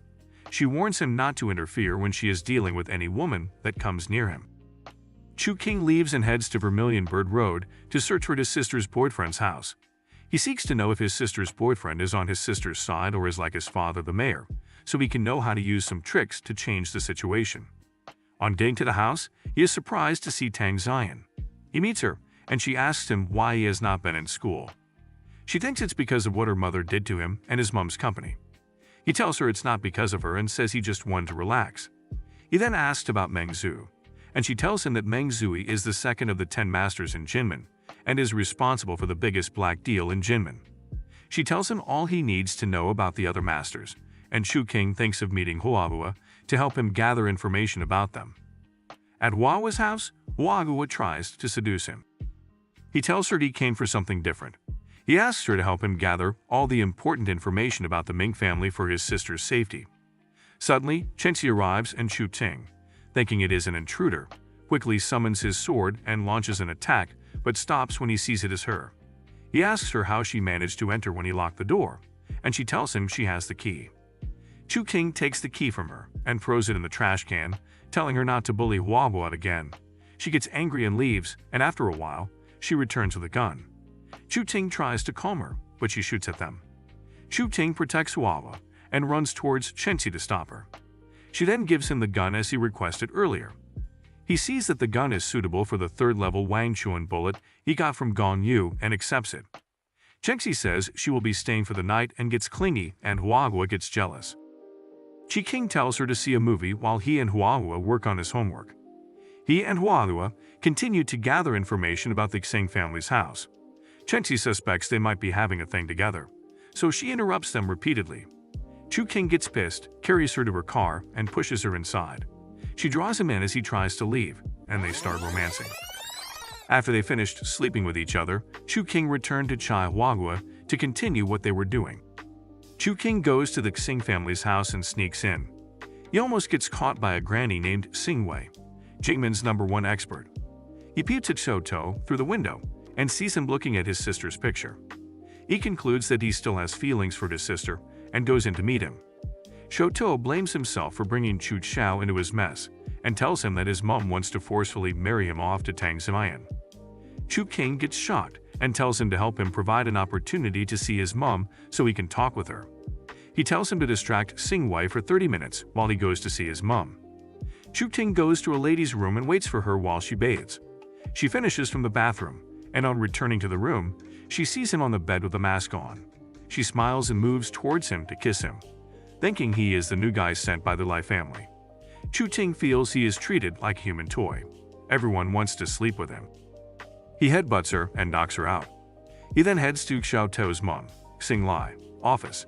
Meanwhile, Shou To pretends to want to commit suicide, so Xing Wei leaves to attend to the situation, giving Chu Ting a chance to enter the office. He reveals himself as Chu Xiao's brother and tells her to allow Shou To and his sister to get married. She tells him he cannot allow Shou To to marry someone from a filthy family background. She discovers that he brought a third-level Wang Chuan bullet and laughs. Chu King gets surprised and quickly carries the gun to shoot her. However, she is faster than him. She lands him a kick before he can shoot and takes the gun from him. He commends his excellence and says if only his family had half of Tang's family background, she will allow Shou To to marry his sister. She sees that the bullet and the gun is from the Gong family, and she asks if he is related to them. Chu replies that he has an engagement with the Gong family. She doesn't believe him, so he proves it by showing her the marriage contract between her and Gong Yu. She checks it and discovers that he is Mr. Chu's grandson. However, she tells him that his mother is an outcast in the Chu family and hides in Jingmen just to survive. Chu King says they should forget the Chu family and discuss something else. She returns the contract to him, and he tears it into pieces. She tells him that she is nice to him because he is Chu En-lan's grandson, and Chu En-lan is a respectable senior to her. Sing-wai returns and informs her that her daughter is missing. She gets angry, grabs Chu-ting by the neck, and lifts him, demanding her daughter's whereabouts. He negotiates that she should forgive his sister, but she tells him she will kill him instead. She tells Sing-wei to search for her daughter since she will still be around the house. He checks his phone and is surprised that Huabo has not given him feedback on what he asked her to do. Sing-lai thinks he is trying to call someone to rescue him. After about an hour, she hasn't seen any reinforcement, so she asks him why no one is there yet. He tells her he didn't come without having a backup plan, and she mocks him for thinking he still has a chance to win. She tells him she is a 4th grade master and belongs to the realm of heroes. He replies that he doesn't care about that, but it doesn't mean she's got no weaknesses. She gets shocked and tries to call someone, then Sing-wai returns to inform her that they have found her daughter. Meanwhile, Huabo already sent the picture of a man to Chu-ting. Sing-lai attempts to attack him, but he shows her the man's picture, and she becomes shocked. Sing-wei tries to attack him, and he threatens to hurt the man if they hurt him. Sing-lai tells Sing-wei to leave it to her, and she asks him for his conditions. He tells her to let his sister marry Xiao Tao. She replies that she will grant it only if his sister can buy a house in Sang Street within a year, or she will marry into the Xang family instead. Chu-ting tells her to write it as a contract and tells her to inform Meng Zui to back off. He tries to leave, and she tells him to wait. She tells him to keep things about the man a secret. She returns his gun and gives him 3 third-grade Wang Chuan bullets as gifts. On his way back, he sees Sing-lai's daughter. She begins to yell at him for hurting her and attempts to slap him, but he blocks her hand and tells her not to bother him. She then reveals that she was the one who inflicted pain on his sister. On hearing this, he slaps her hard and tells her it's for his sister. Sing-wei tries to fight him, but Sing-lai stops her and lets him go. On his way out, he tells Sing-lai that her children lack discipline. Sing-lai then tells Sing-wei to send Liu to a Wang Chuan training camp and look for a good teacher for Tao. Sing-wei protests, saying Liu could die as the training at the camp are always rigorous. Sing-lai replies that it means her life is worthless and suggests that nothing stops Xiao Tao from inheriting the family. She now believes that men are as good as women because of how Chu-ting is. Sing-wei is shocked and wonders if Chu-ting has influenced her. Chu-ting returns to Wawa. She becomes emotional when she sees him. She was scared that he wouldn't make it out alive. He tells her he got beat up by 2 old women and needs to rest. The next morning, he receives a call from Tang Zian while lying on the bed. She asks him why he isn't yet in school, and he tells her to tell the teacher that he is sick and can't come to school. Zian tells him that the teacher will call his parents if he doesn't come, and he is surprised. She reminds him of his bet with the homeroom teacher on making it to the top 10 in her test. He quickly gets up and runs to school while the teacher is about to start the test. He apologizes for coming late and goes to his seat for the test. After the test, Song Charon asks him if he is confident about making it to the top 10. Chu-ting assures her, telling her he answered all the questions. Tang Zian and Tao Yunio approach them, and Yunio soon begins to bully Song Charon for flirting with Zian's man. Zian stops her and asks if he'd join them and have lunch. Chu-ting agrees and invites Song Charon along, but she excuses herself and leaves out of fear. Chu-ting sees Yimao, who is shy to declare his feelings to Yunio. Yimao tries to escape, but Chu-ting grabs and takes him along. Zian asks if he is Chenxi's brother, and Chu-ting is embarrassed, so he quickly heads for lunch with Yimao. At the lunch table, Zian asks Chu-ting if he thinks he can really make it to the top 10, but he replies that he doesn't know. Zian then asks him if he has been with Chenxi for the past few days, but he claims that he has been busy and quickly changes the topic, telling Yimao to confess his feelings to Yunio. Yimao becomes embarrassed, and Chu-ting asks Yunio what he thinks about him. Yunio challenges Chu-ting to confess his own feelings first, if he wants her to tell him how she feels about Yimao. Chu-ting quickly confesses that he likes Inian. Zian asks him what Chenxi is to him if he claims he likes her. Chu-ting asks who said that he could only like one person. Zian gets angry and kicks him. As Yunio tries to say he doesn't like Yimao, he quickly confesses that he loves her and begins to tell her about how he has known her since they were little. Yunio always competed and won in food contests, which attracted him to her. Yunio remembers who he is and becomes embarrassed. She smashes Yimao's head on the food before him and leaves. Zion leaves too, leaving Yimao and Chu Ting at the table. Yimao tells Chu Ting how embarrassed he is and tells him to give him a heads up before he does it the next time so he can mentally prepare himself. Chu Ting returns home and is surprised to meet Huahua talking with his mother. His mom tells him that she invited her over for dinner to thank her for helping with the problem at the company. She tells him she wants to see him privately, and he follows her to the room. In the room, his mom asks him about his relationship with Huahua, and he replies that they are just friends. She tells him that she suspects they have a thing together, and says that he used to like Chengxi, and now he is with another girl. His mother tells him that he has to have some self-respect, being a boy. Chu Ting tells her that he plans to marry them into the family. His mom can't believe her ears and calls him crazy. Chu Ting tells her that he is a grown man and she should lecture his elder sister, who has a boyfriend instead. She tells him that his sister has been on the phone all day and tells him to go and call her for dinner. Chu Ting heads to her room and meets on a video call with Xing Tao. After a while, she hangs up and tells him that Xing Tao said his mom has now agreed to their relationship. She thanks him for helping her, but he asks her if she can meet Xing Lai's condition of getting a house in Zhuge Street within a year, without which she will have to marry into their family. Chu Xiao is shocked, but Chu Ting tells her he has a way to go about it. He tells her to focus on helping her mom at the company to ease the burden on her. He returns to Huahua and asks if she would love to work at his mom's company. She responds with a yes, and Chu Ting kisses her. Meanwhile, his mom is watching them from her room. Discovering that she saw them, Huahua becomes embarrassed and quickly heads home. Chu Ting returns inside and tells his mom he wants Huahua to work at the company. His mom tells him there is no vacancy, but Chu Ting tells her they can expand the company and create a new department that she can manage. His mom asks him why she would want the company to grow that big, and he replies that it's because of the Chu family. He further says he won't marry into the Gong family and is unafraid of Chu and Lan. On hearing this, his mom shuts him up and tells him to return to his room immediately. His mom later goes to his room to apologize for being too harsh. She tells him that she has been tolerating them, giving them an advantage over her, but that will change from now on.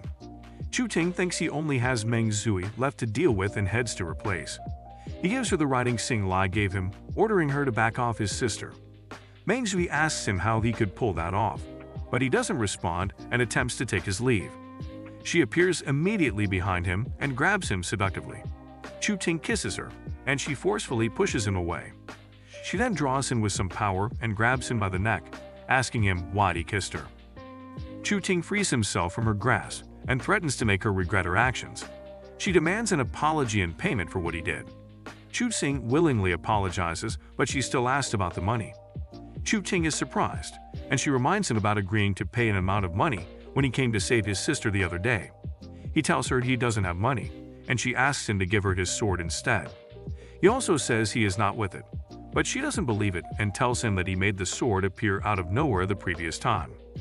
She asks what technique he used to hide the sword and tells him she will forget about the money and sword if he teaches her the technique. He tells her she is too greedy, summons his gun and shoots at her. However, she resists the Wang Chuan bullets and brings out her own special gun too. He offers to give her 100 spirit stones as he gave her the last time, but she refuses and tells him it isn't enough. He then throws an item to her, which boosts her power after she absorbs it, and she requests for more. Chu Ting promises to give her one about the size of his fist, and she allows him to leave. After he leaves, she smiles, mocking that she would make him her male pet, which will never elude her grasp. On the other hand, Chu Ting plans to conquer and marry her into his family. The next day, Chu Ting goes to his mother's company to see how Huahua is doing in her new job. Huahua is loved and respected by everyone for her amazing job. Chu Ting teases her by calling her director. Huahua tells him that he requested that his mom employ her as a technical consultant, but she made her the director instead. After that, Chu Ting heads to school, and on getting to school, he notices a lot of whisperings around among the students. Yimao walks up to him and tells him that the test scores have been released, and there's a rumor that he didn't make it to the top 10. He asks if Chu Ting is already done preparing his apology speech to be presented in the assembly the next morning. However, Chu Ting does not accept that he didn't make it to the top 10. In the class, the homeroom teacher Tong Fi tells Chu Ting to come with his parents the next day, but he protests that he is confident he made it to the top 10. The teacher says he got first place in his class, but 11th place in his grade, and accuses him of cheating to even achieve that. Chu-Ting requests evidence to show he cheated, and she tells him they will go to the security room to review the footage in the security camera. Zilan and Yunio join in the security room as they review the class footage during the test. Chu-Ting is not seen cheating. Teacher Tong is shocked. Chu-King calls their attention to the student that was seen cheating, and they summon the student to the security room. The principal tells the director to handle the situation, and she takes her to leave. The director apologizes for the trouble they caused Chu-Ting, and they all leave the security room. On their way back, Zion congratulates him for making it to the top 10 and being the first male who ever did. He is surprised, and she explains that one of the girls on the top 10's list was removed due to cheating, making him, in the 11th position, enter the top 10. Everyone starts to admire Chu-Ting, the first male who made it to the top 10, and his relationship with Zion. Many days after the cheating incident, Teacher Tong introduces a new student to the class, La Yu-Wei. Chu-Ting is shocked. He remembers La Yu-Wei used to be Zion's fiancé. After the class, Chu-Ting talks with Zion about La Yu-Wei joining her school, and she asks him if he is jealous. He refuses to admit he is, and Zion pecks him. Meanwhile, La Yu-Wei spies on them, and he gets jealous and angry. Zhu Bukan and the other two meet Chu-Ting and tell him how La Yu-Wei has been spreading rumors about him to spoil his reputation. They ask him if he wants them to take him to the restroom and beat him up, but he tells them not to bother about him much. He thinks that Zion's mom is the main problem and reasons how he can change her mind towards him. Bukan tells him that they have been practicing the cultivation technique he taught them, and there have been no side effects. He measures the status of their respective realms and encourages them. He then gives them spirit stones to help them cultivate faster. After they leave, he lies in a nearby bush and thinks about whether he will ever be able to leave this world or even be willing to leave, considering the people close to him. Yunio, Yi Mao, and Chu-Ting have lunch together, and Zion joins them, with La Yu-Wei tagging along. Zion sits at the table, Chu-Ting is seated, and La Yu-Wei joins reluctantly. Yunio takes Yi Mao to leave the three to their issues and not interfere. Chu-Ting and Zion are all lovey-dovey, which makes La Yu-Wei jealous and demands attention from Zion. After a while, Zion heads to the toilet, and La Yu-Wei warns Chu-Ting to stay away from Zion, threatening him about the last time he tried to attack him with his bodyguards.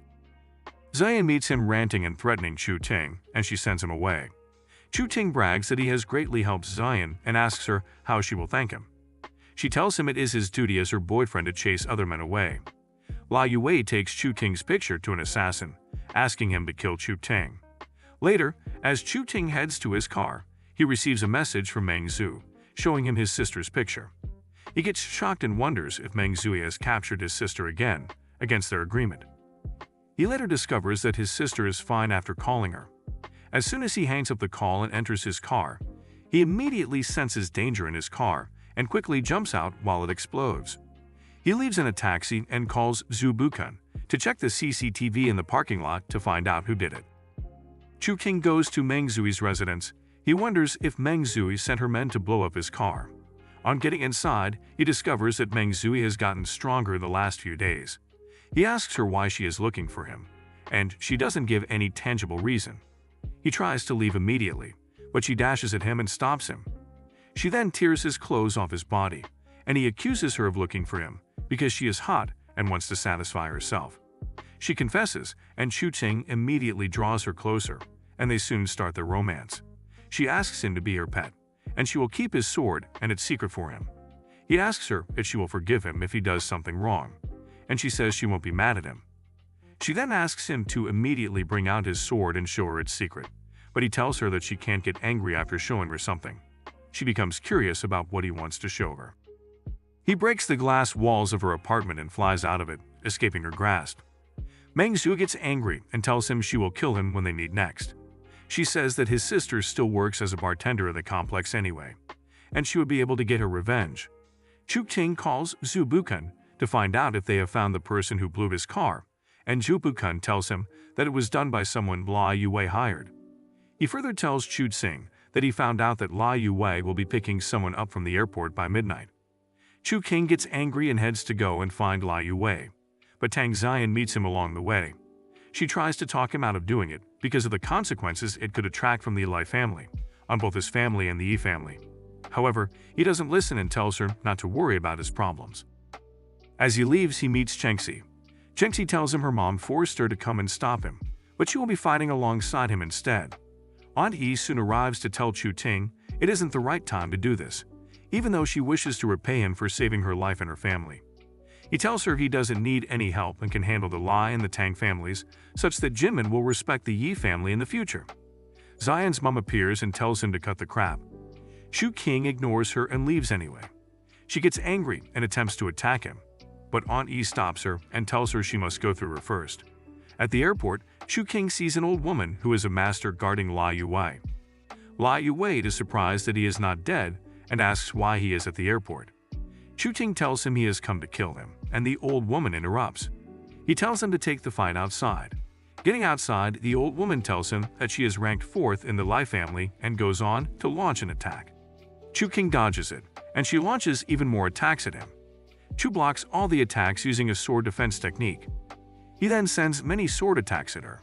She gets distracted and tries to block them, but Chu Ting suddenly appears in her front and stabs her with his sword, killing her.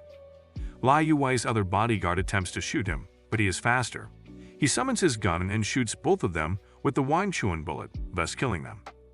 He takes the flower Lai Yuwei was carrying and wonders if he has got a big catch since Lai Yuwei, with the protection of a master, came to welcome someone at the airport.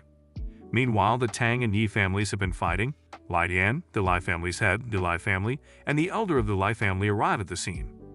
Lai Yan tells Aunt Yi to get lost so she can go and save her son, but she refuses.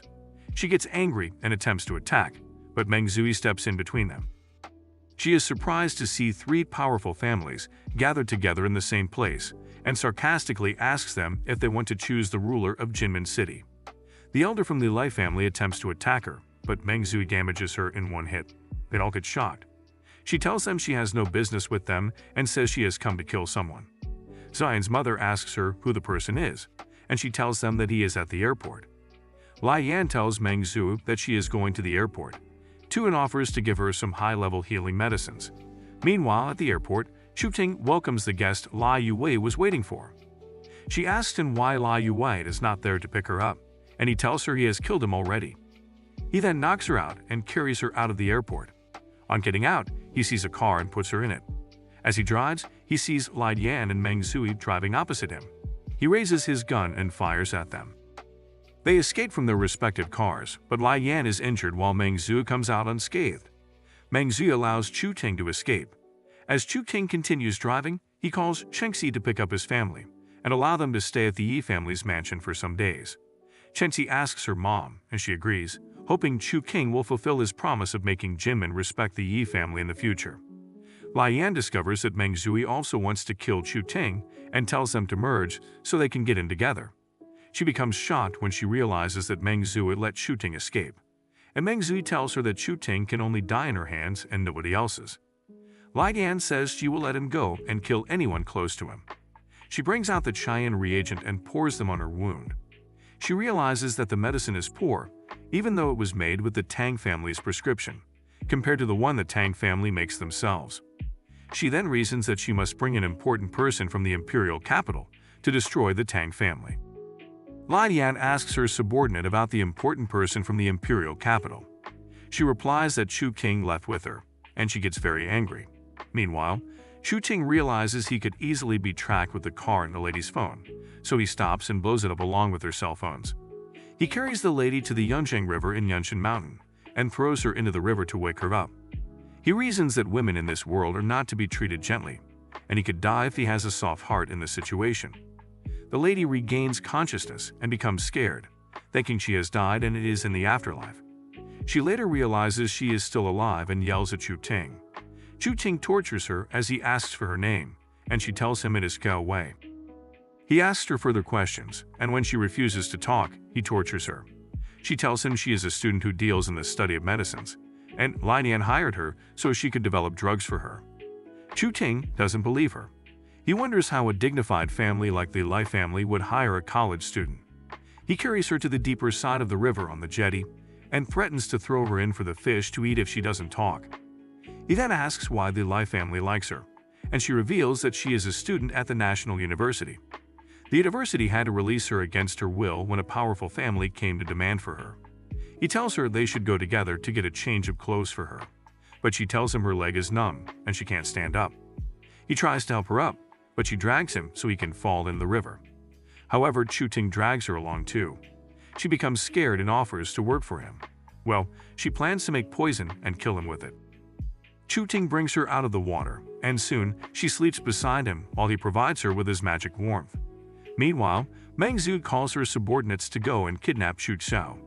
As Chu Xiao walks home after work, some ladies cross her and attempt to attack her.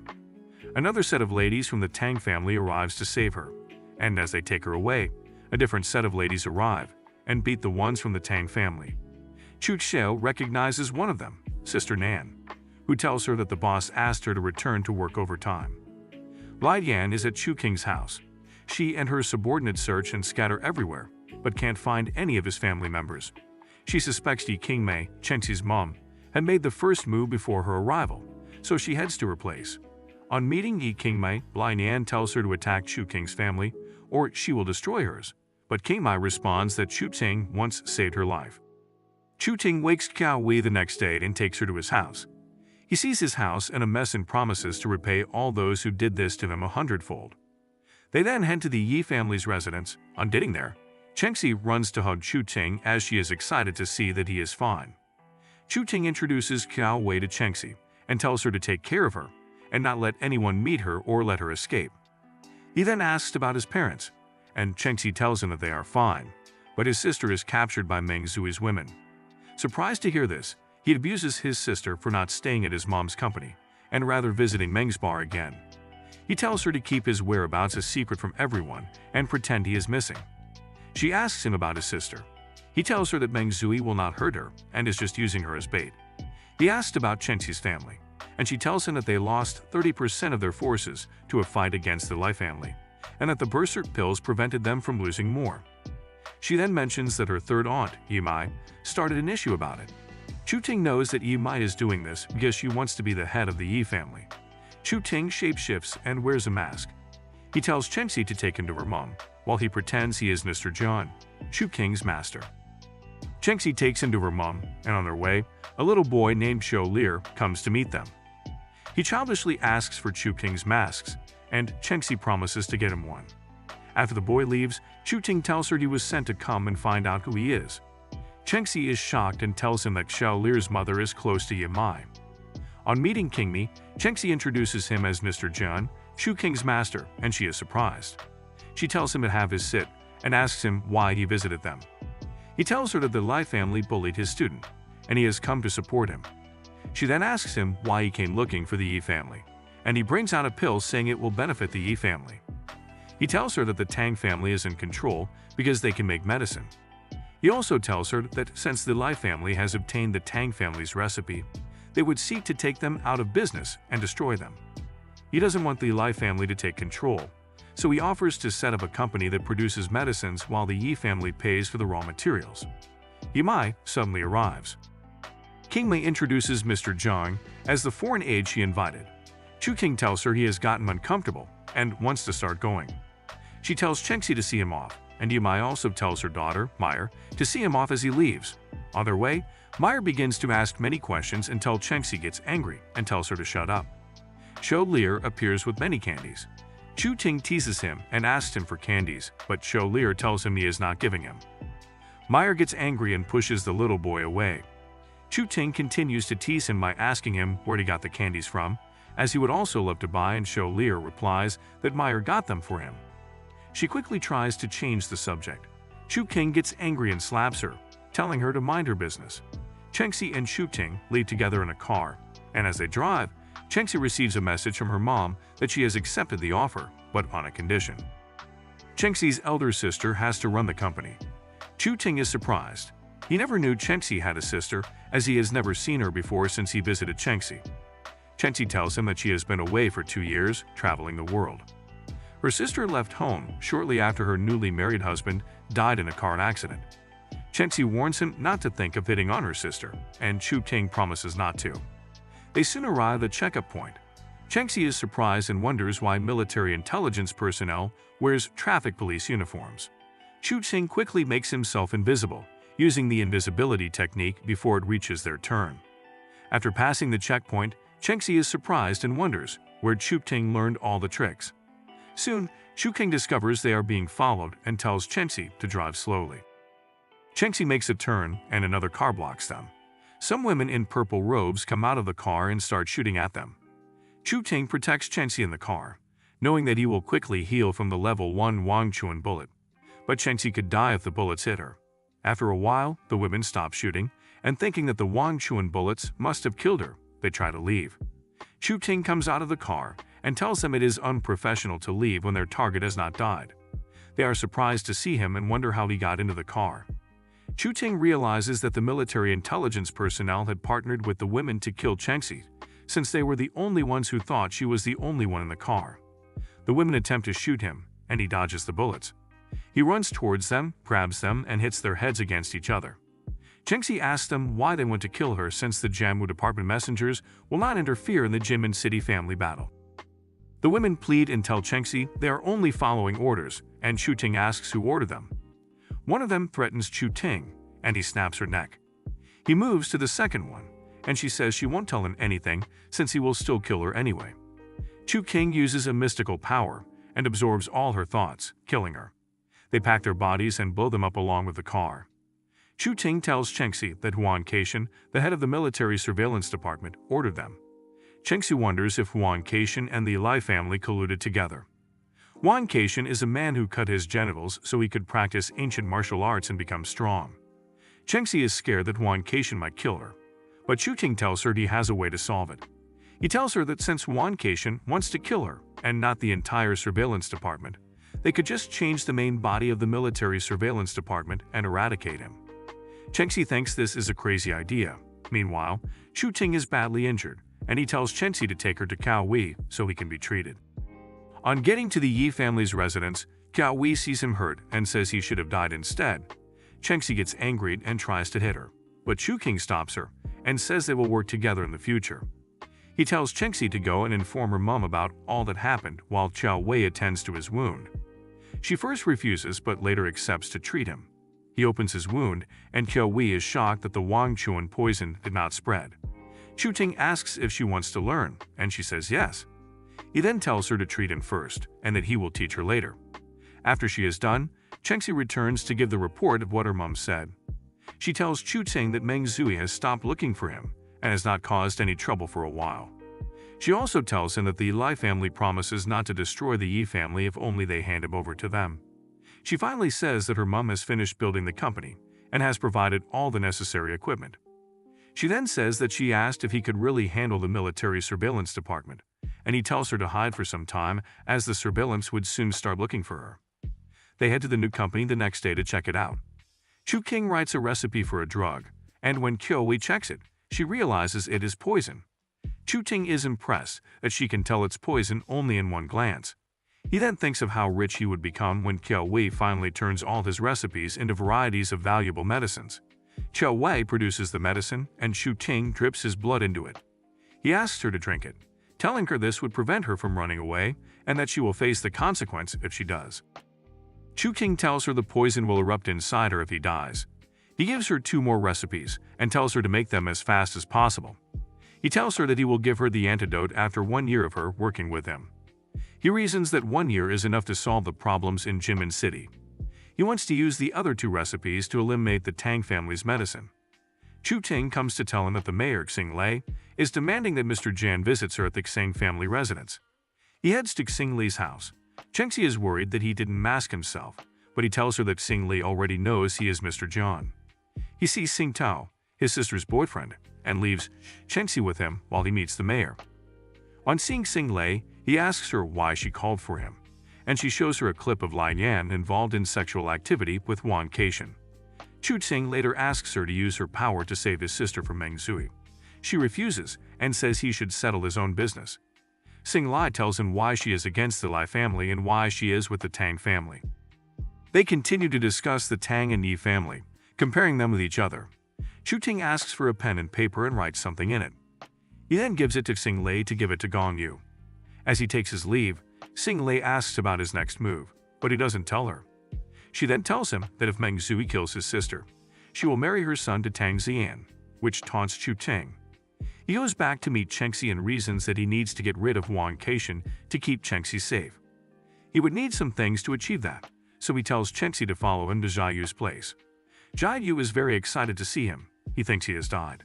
Chu Ting tells him he needs some finest jade and special spirit materials.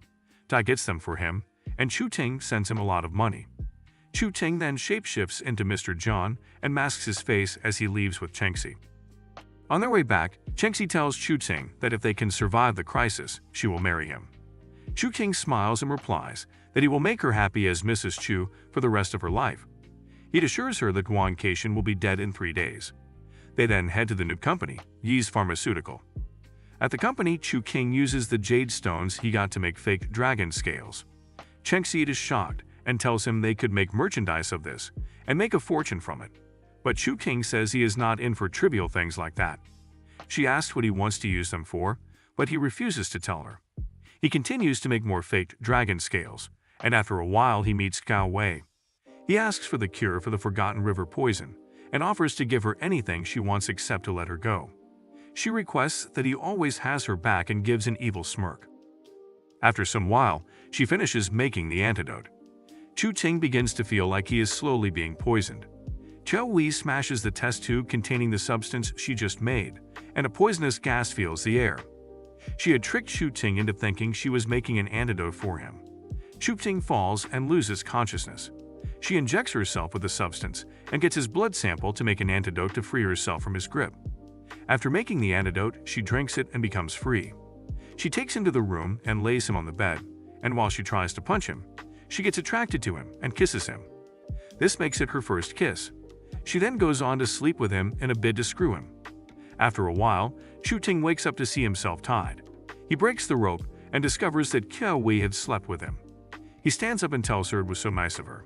Suddenly, he starts to cough blood. He grabs her neck and asks her what she did to him.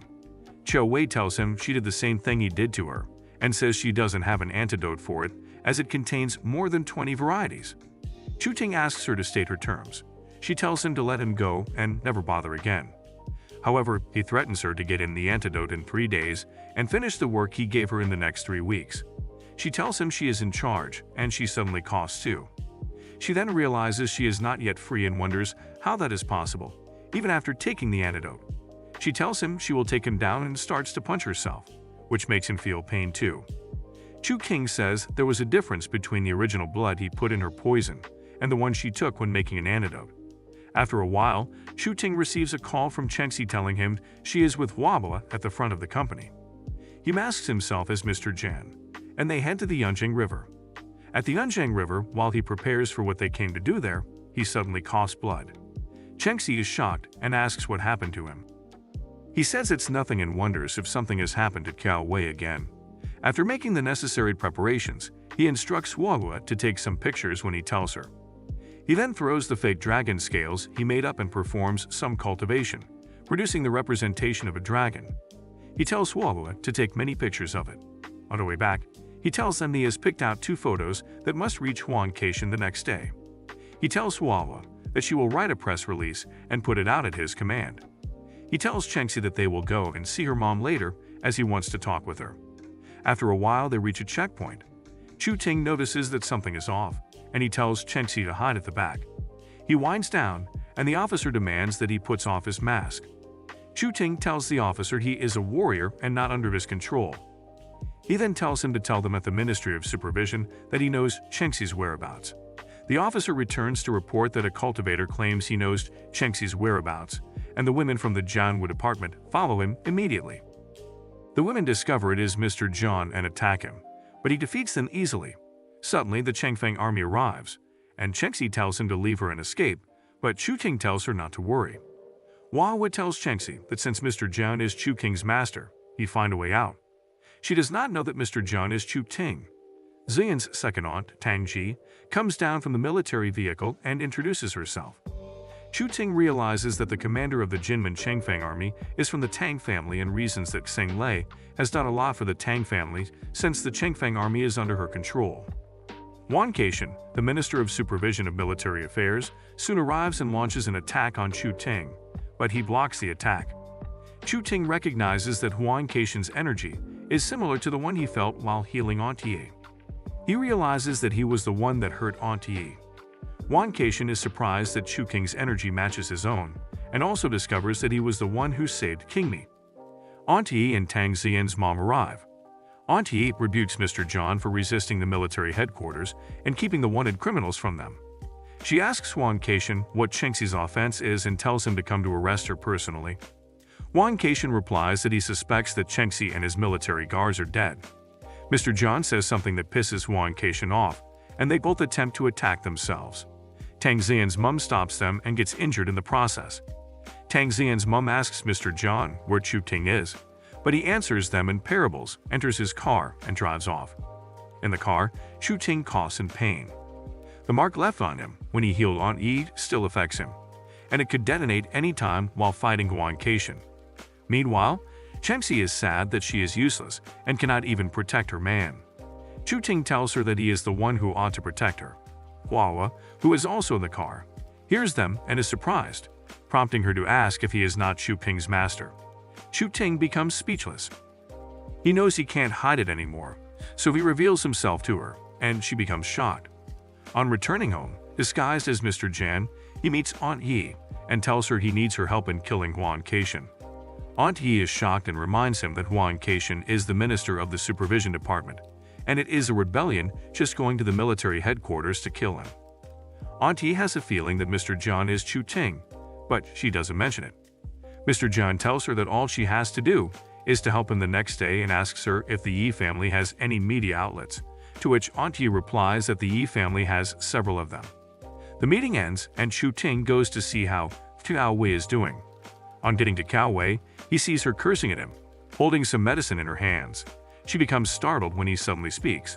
She didn't know he was behind her. He asks her about the medicine, and she complains that she has to work overtime and stay up late so it can be ready on time. He tells her he will reduce her workload if she can beg him. He extends the deadline for completing the medicine, and she gets excited. Chu Ting teases her, and she begins to rant, but Chu Ting kisses her, and she goes silent. He tells her not to mention it to anyone and carries her to the room so she can sleep. On dropping her on her bed, she remembers kissing him while he was asleep the previous day. She starts to blush, but Chu Ting, feeling disgusted, leaves immediately. She then brings out her phone and goes through Chu Ting's pictures. She had taken several pictures of him while trying to make out that day. The next day, at the technology department, one of Wan Keishan's subordinates shows him pictures of a dragon in the lake that Chu King sent. He kills the lady because he doesn't want anyone else to know about the dragon, which he believes is full of treasures, not knowing Chu King is trying to lure him so he can kill him. Meanwhile, Yi King Mai and Chu Ting are by the lake. Chu Ting, in this case Mr. Jan, receives a call that Wan Keishan will soon arrive. Chu King uses his magical powers to create a vortex in the lake, and both he and Yi King Mai enter it to prevent Wan Keishan from seeing them when he arrives. After a while, Wan Keishan arrives and stands by the lake. He feels that he has found a treasure. However, Chu Ting and Yi King Mai come out of the lake. He sees them and attempts to shoot, but Yi King Mai kicks the gun out of his hands while Chu Ting stabs him with his sword. Wan Keishan falls into the lake dead. Mission accomplished, but suddenly, a real dragon appears out of the lake with Wan Keishan in its mouth. The dragon swallows Wan Keishan and dashes at them, attempting to attack them. They quickly evade its attack, but the dragon catches up with Yi King Mi and almost swallows her. Chu King saves her and lures the dragon away. The dragon begins to chase after Chu Ting as he flies off. Yi King Mai immediately calls Chengxi to tell Huahua to release the news of the Yunjing dragon. She tells Chengxi that there is a real dragon, and Chengxi is shocked. The news gets released, and on seeing it, Tang Xuan's mom quickly orders her people to head to Yunjing River immediately. Meng Shui also, seeing the news, finds it interesting. Meanwhile, the dragon is still chasing after Chu Ting in the river. Chu Ting wonders why there is a real dragon. He reasons that the river is the dragon's main habitat, so he jumps out of the water and hides in the forest. He suddenly remembers that he can stop the dragon using Dragon Seal. However, he didn't learn it well when training, but he tries it anyway instead of just sitting still. As he starts to practice the Dragon Seal technique, the dragon suddenly dashes at him. He uses the dragon seal on the dragon and captures it. The dragon breaks loose and attempts to attack him again. He then uses the seal again and ties the dragon. He begins to think about the treasures of a dragon. The dragon's body parts are treasures, but the essential part is the innate dragon chi. The innate dragon chi is the most critical thing that makes a dragon become a real dragon, and if it is acquired, the cultivation base will advance exponentially. He considers Gongyu and reasons that this innate dragon chi will save her. He summons stones and falls on the dragon. The dragon breaks loose again, and he uses the dragon seal the third time. He brings out his sword and slashes the dragon in the throat, causing it to release its innate dragon chi. However, Mengzu suddenly intercepts him and steals it. Chu King gets angry and attempts to attack her, but she resists him. He tells her to return it, and she recognizes that he is Chu Ting. Chu Ting removes his mask and negotiates with her that since she stole the dragon chi, she should release his sister, but she tells him that she got the dragon chi by her strength and without his help. Chu Ting becomes angrier and tries to attack her, but she warns him that she will kill him if he does anything nasty. She tries to unleash the power of the dragon chi she just absorbed, but shockingly discovers that the dragon chi all poured into her lower abdomen and disappeared. She immediately leaves, and Chu Ting wonders what happened. He goes back to check on the dragon, which is writhing in pain, and is now powerless due to losing its innate dragon chi. Chu Ting sees some people arrive, warning others about a dragon in the forest, and he wonders how they learned that there is a dragon. He goes to the Yi family's residence to meet Yi Qingmei and discovers that she ordered the news release. He realizes that this was the reason Meng Zhu suddenly appeared. He then tells Yi Qingmei that since the news that the dragon killed Wan Keishan has spread and everyone is busy focusing on it, it would allow them to catch their breath. He heads home the next day to visit his parents, and they are surprised to see him. His mom calls him inside her room and asks him about his sister.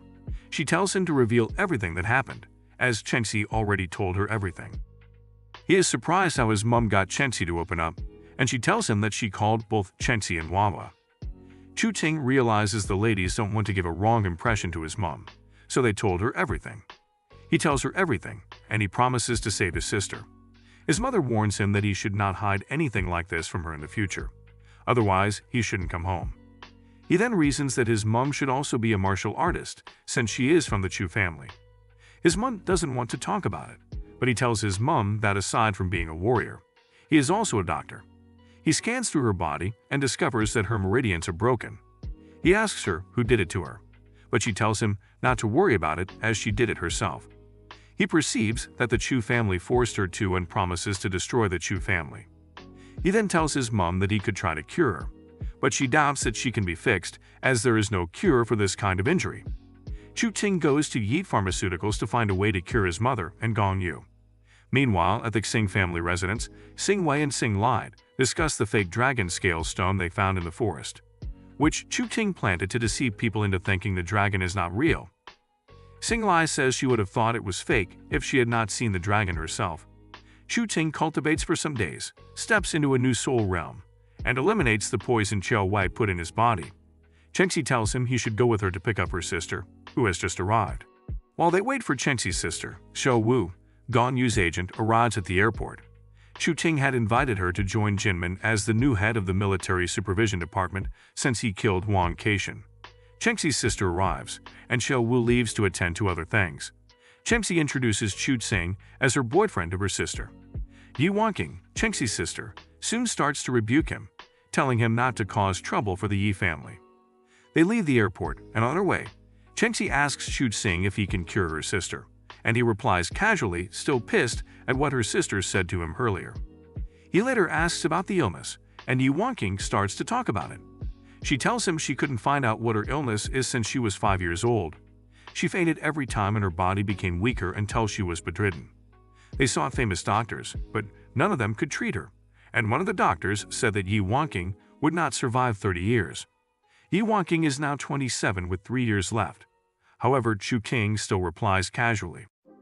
At Yi Pharmaceuticals, Chu Ting is jealous that Chenxi has been running around for her sister and has not even looked at him. Chenxi brings Qiao Wei to test her sister so she can diagnose her illness. However, after testing her at the laboratory with high-tech equipment, all results show that there was no problem with her. Yu Wanking tells them that a doctor has helped her live for many years with the medicine she gave her. The doctor gave her 24 elixirs back then, of which she uses one per year, and it is expected to keep her alive for 24 years. Cho Wei takes one of the pills and asks to test it, but Chengxi is overly concerned as she overreacts and tells Cao Wei that one pill means 1 year for her sister. Chu Qing too desires to test the medicine that is said to renew life.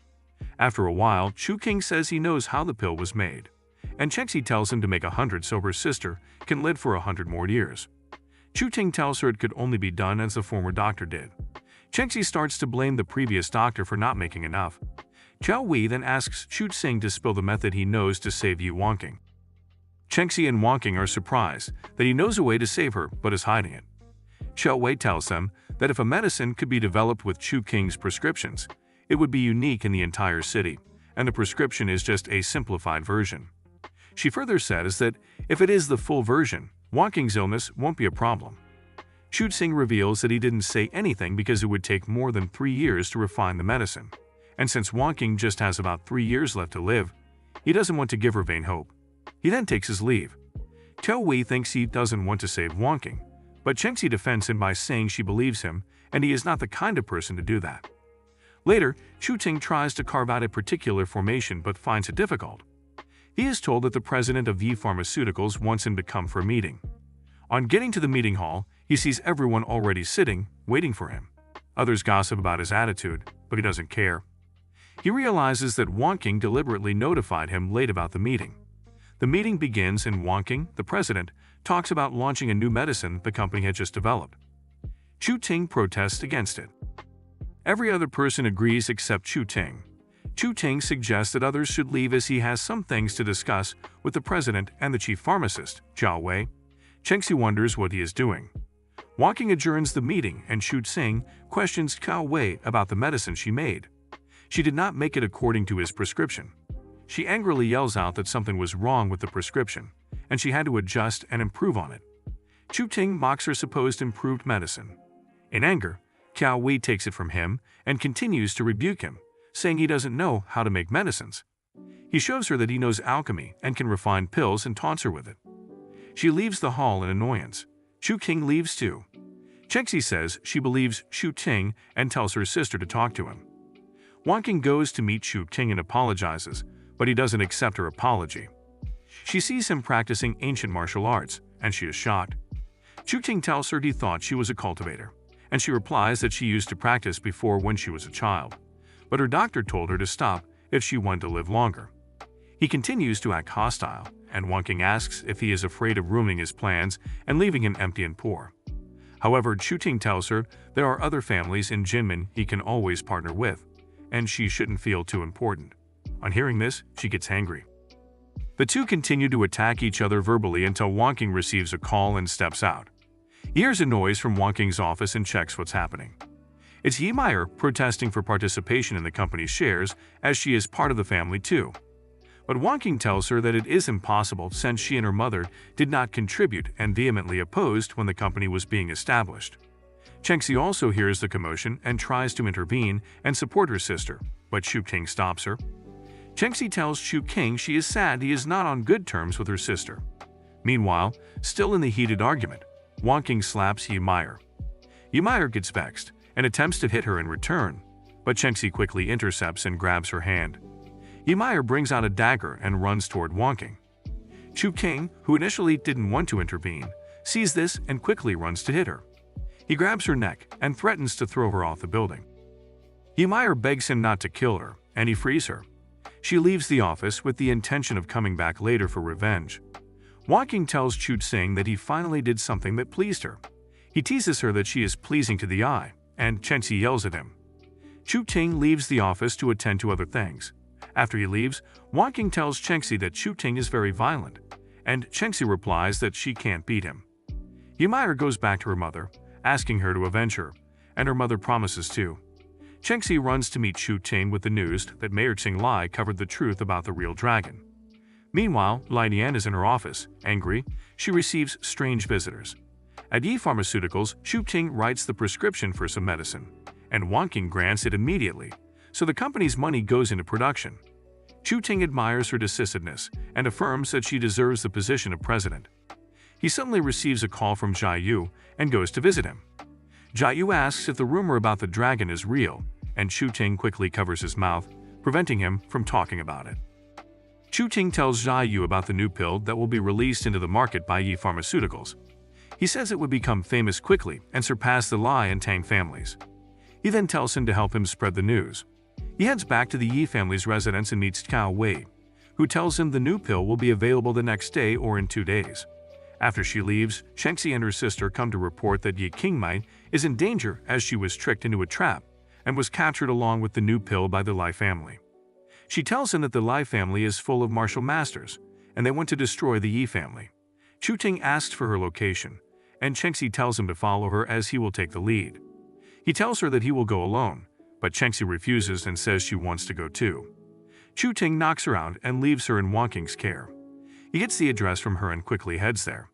On his way, he reasons that saving Yi Qingmei and the pills will be difficult if he goes alone, so he calls Meng Sui for help. He promises to do whatever she wants to get her to help him. She then asks for his sword and mask, and he promises to give them to her. She stands up and prepares to go help him, but remembers her belly and says she can't go. Chu-ting is pissed that he has to beg her before she can help, even though he has always treated her so well. He reasons that he has to find Xiao Wu if things continue this way. He gets to Yunshan Mountain and intercepts the fight between the Lai family and Yi Qingmei, disguising himself as Mr. Jian. Lai Gan tells Mr. Jian to help him kill Qingmei and offers to give him all that the Yi family promised him, and if he doesn't want to, he should just stay out of the fight, and she will give him a huge amount of money. He refuses and says he cannot let go since they attacked his disciple. The Lai family soon launches an attack, and Chu-ting counterattacks with his sword using the thousand-flower single-slash technique. However, the move is just for show and can't deal much physical damage. He uses it to buy time until Xiao Wu arrives to help them. He suddenly sees an older man named Wu Dunren, the master of the Suanshan Hall. He perceives he is a real cultivator with a high cultivation level. This feels like he is meeting an acquaintance in a land of strangers. One of the Lai family members, Zhang Sudong, attempts to attack Qingmei from behind, but Chu-ting saves her and takes the hit instead. The guy discovers Wang Keishan's mark is on him and realizes he killed him. The Lai family attacks Chu-ting and Zhang Sudong attacks Qingmei, leaving a poison mark on her body just as she had much earlier before Chu-ting healed her. Chu-ting reasons that he can't escape with the Yi family and wonders why Xiao Wu has not yet come. He absorbs the poison from Qingmei's body and gets weaker. Lai Yan attempts to use this opportunity to attack, but Wu Dunren stops her. He tells Chu-ting that the Suanshan Hall needs a sorcerer and asks if he will be willing to take the position. A few moments later, after the Lai family has agreed to kill Qingmei and leave Chu-ting, Dunren tells Chu-ting that he will only lock his veins. Chu-ting refuses to allow him, and they soon begin to combat. Chu-ting, realizing that he can't defeat the old man as he is disadvantaged and Qingmei is in danger, thinks of how they can escape. Suddenly, Xiao Wu arrives with a gun. They are all surprised to see her except for Chu-ting, who called for her of course. Lai Dian is surprised she came to save the Yi family and tells her the supervision department is not to interfere in the war between families. Lai Dian attempts to attack Qingmei, but Xiao Wu points the gun at her. Wang Keishan's master tells Lai Dian that she should not worry too much as Qingmei has already been poisoned and will definitely die. She replies that he said the same thing the last time too, but she is still alive. Fearing Xiao Wu, the Lai family leaves. Xiao Wu tells Chu-ting that he owes him a favor and leaves. Ymira and her mother arrive and pretend to care about Qingmei. Meanwhile, Ymir's mother is angry that Lai Yan could not kill her sister even with the opportunity she gave her. She brings out a poisoned needle and attempts to kill her by herself instead. Qingmei suddenly says that there is an imposter among them. This makes Yimai stop what she is about to do and quickly hide the needle. Yimai responds by saying she will find out who the imposter is and make them pay for it. Chu-ting catches her off guard by replying that she should go ahead to kill herself then. She continues to pretend, and Chu-ting attempts to attack her. But Qingmei stops him and instructs Yimai on what to do when she returns home. After she leaves, Chu-ting asks why she stopped him even though she knows she is the imposter, and she replies that it is not yet time for her to pay for what she has done.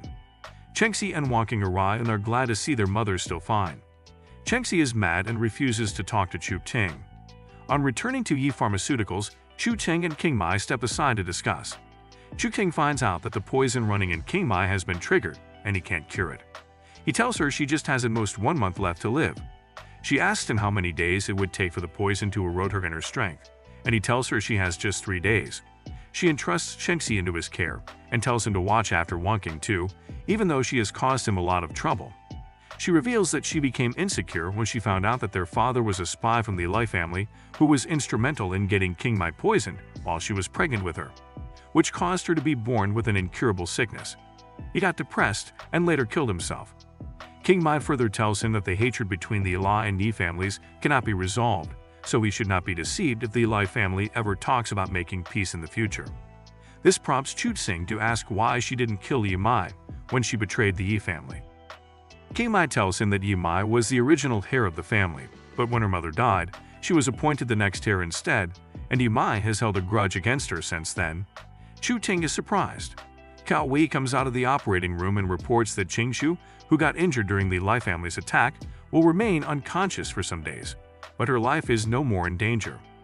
Wanking tells Cao Wei to take a look at her mom, and after a test, she discovers that something is wrong with her. But as she tries to talk, Chu Ting stops her and tells her to keep King Mai's condition a secret. Wanking notices both of them and asks what the problem is, but Cao Wei tells her that King Mai is in perfect condition. King Mai leaves to attend to other things, and Wanking takes Chengxi to a separate room. Meanwhile, Cao Wei asks what Chu Ting is up to, wondering if he plans to steal the Yi family's properties, since King Mai won't live up to a month. Wanking asks Chengxi if she noticed anything weird about Chu Ting and her mom, but Chengxi doesn't see a problem with it. Chengxi heads back to her office, and on her way, she sees Chu Ting but just walks past him. Chu Ting grabs her hand, but she still acts angry. He apologizes for knocking her out, and he kisses her when she refuses to accept. She tells him never to leave her out of anything again, even if it is dangerous. He tells her he can't do that, and she is angry with him. As she leaves, Chu Ting tells her to go home and accompany her mom if she is free. She then remembers what Wanking told her and considers what Chu Ting just said. She wonders if something is really wrong with her mom. She becomes determined to find out.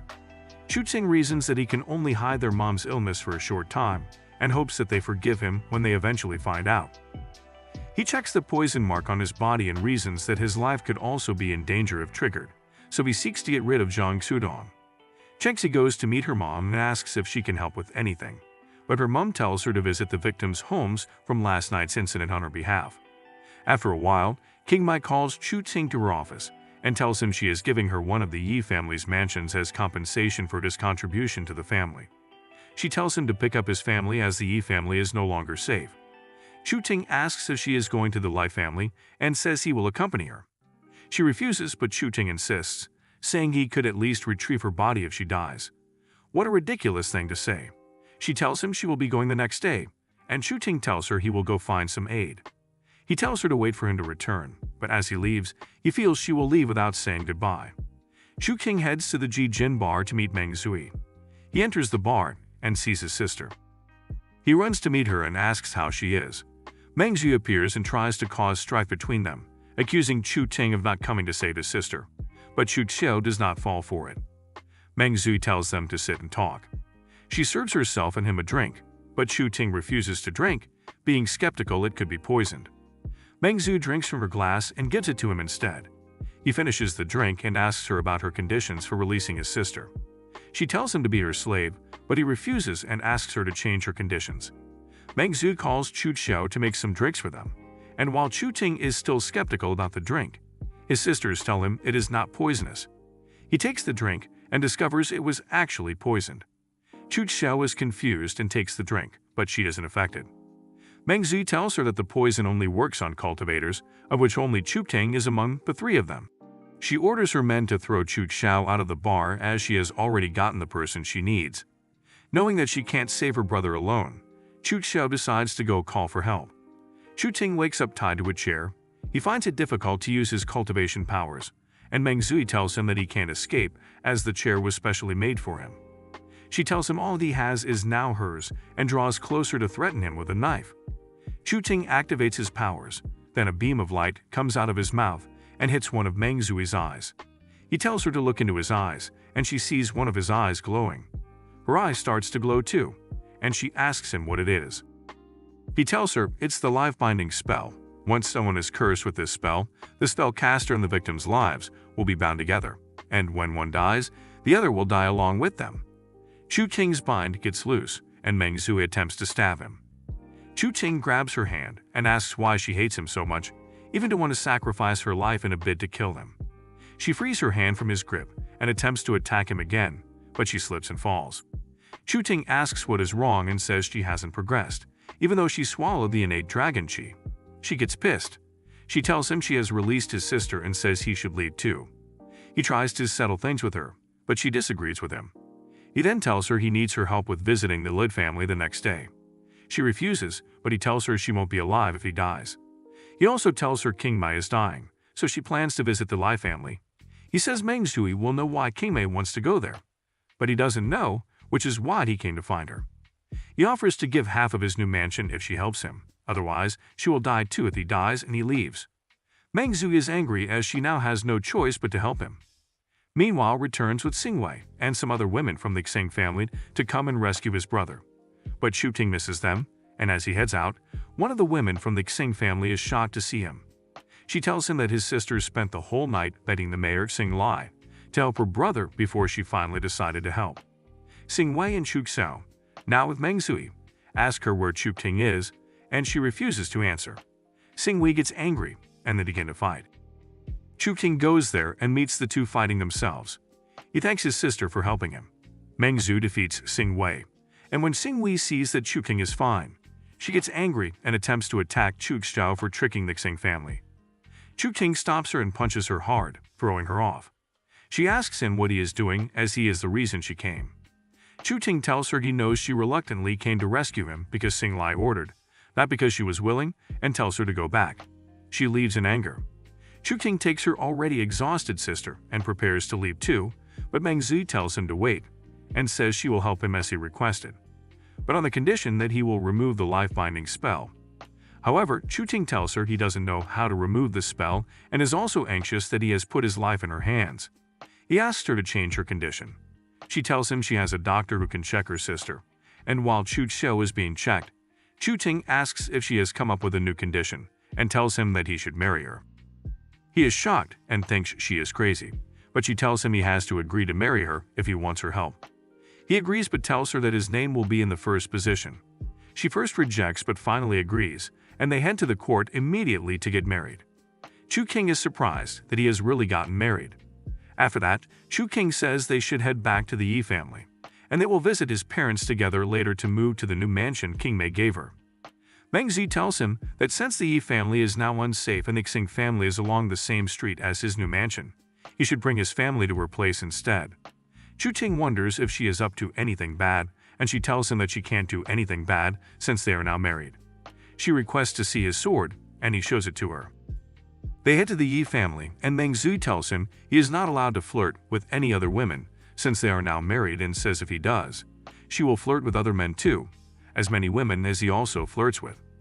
Getting to the Yi family's residence, Chu Ting alights from the car, and as he leaves, Meng Zui tells him that she is pregnant. Chu Ting is shocked and asks if he is the father, and she tells him that she has slept with too many men to know who the father is but decided to choose him as the father. Chu Ting asks her what if he tells her to abort it, and she tells him she won't. She drives off, and Chu Ting is pissed by how she keeps playing him around. Chengxi comes to meet him. She tells him that her mom went somewhere and feels bad about it. Chu Ting tells her not to worry and tricks her into getting something for him at the company while he heads to the Lai family's residence. He sees Lai Huanzhi entering her car at the Lai family mansion and thinks she should know King Wei's whereabouts. The car leaves and he follows her. After a while, Lin Huanzhi discovers she is being followed and speeds up. Chu King speeds up too and hits her car from behind, causing the car to somersault and crash into a nearby bush. She comes out of the vehicle, and Chu Ting grabs her neck. She tells him that if he kills her, someone will also be sent to kill Chengxi. Chu Ting notices a resemblance between her and Chengxi and wonders if they are sisters, since Chengxi's father was a spy from the Lai family. He asks if she has met King Mai, and she replies that she doesn't know what King Mai is up to but only knows that King Mai sent Lai Dian a letter, and Lai Dian immediately left for Fuan. He leaves her and prepares to take his leave. Lai Huanzhe brings out a gun and shoots at him, but he uses his power to block the bullet, and it bounces back to hit her. However, she blocks it too. Chu Ting returns to his car and heads for Fuan. Suspecting that Lai Dian will not be alone, he calls Qiao Wei to help her give Qiao Wu something. He misses Meng Zui and leaves her a message that he has gone to Fuan. At Fuhan, he hides in the forest, waiting to see if King Mai has been exposed. Suddenly, his phone rings. Someone shoots in his direction immediately, but he manages to dodge it. He reasons that the Lai family must have thought it was King Mai. Zhang Xudong runs toward the direction he heard the sound, thinking it is King Mai.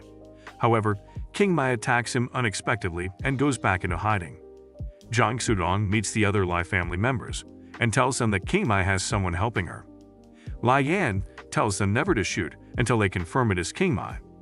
Chu Ting decides to help King Mai again, but nobody shoots. King Mai decides to use herself as the bait and runs out of hiding. One of the Lai family members sees her, but Chu Ting kills her before she could do anything. Chu Ting is disappointed it wasn't Zhang Xudong.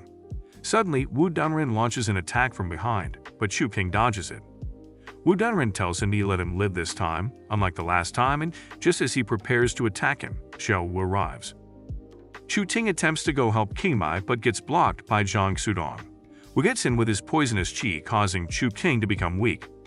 He prepares to attack Chu Ting again, but Meng Zui shoots at him with her powerful gun. Wu Dunren leaves, saying he cannot interfere in the matter anymore. Meng Zui continues to shoot at them, and the Lai family calls a retreat.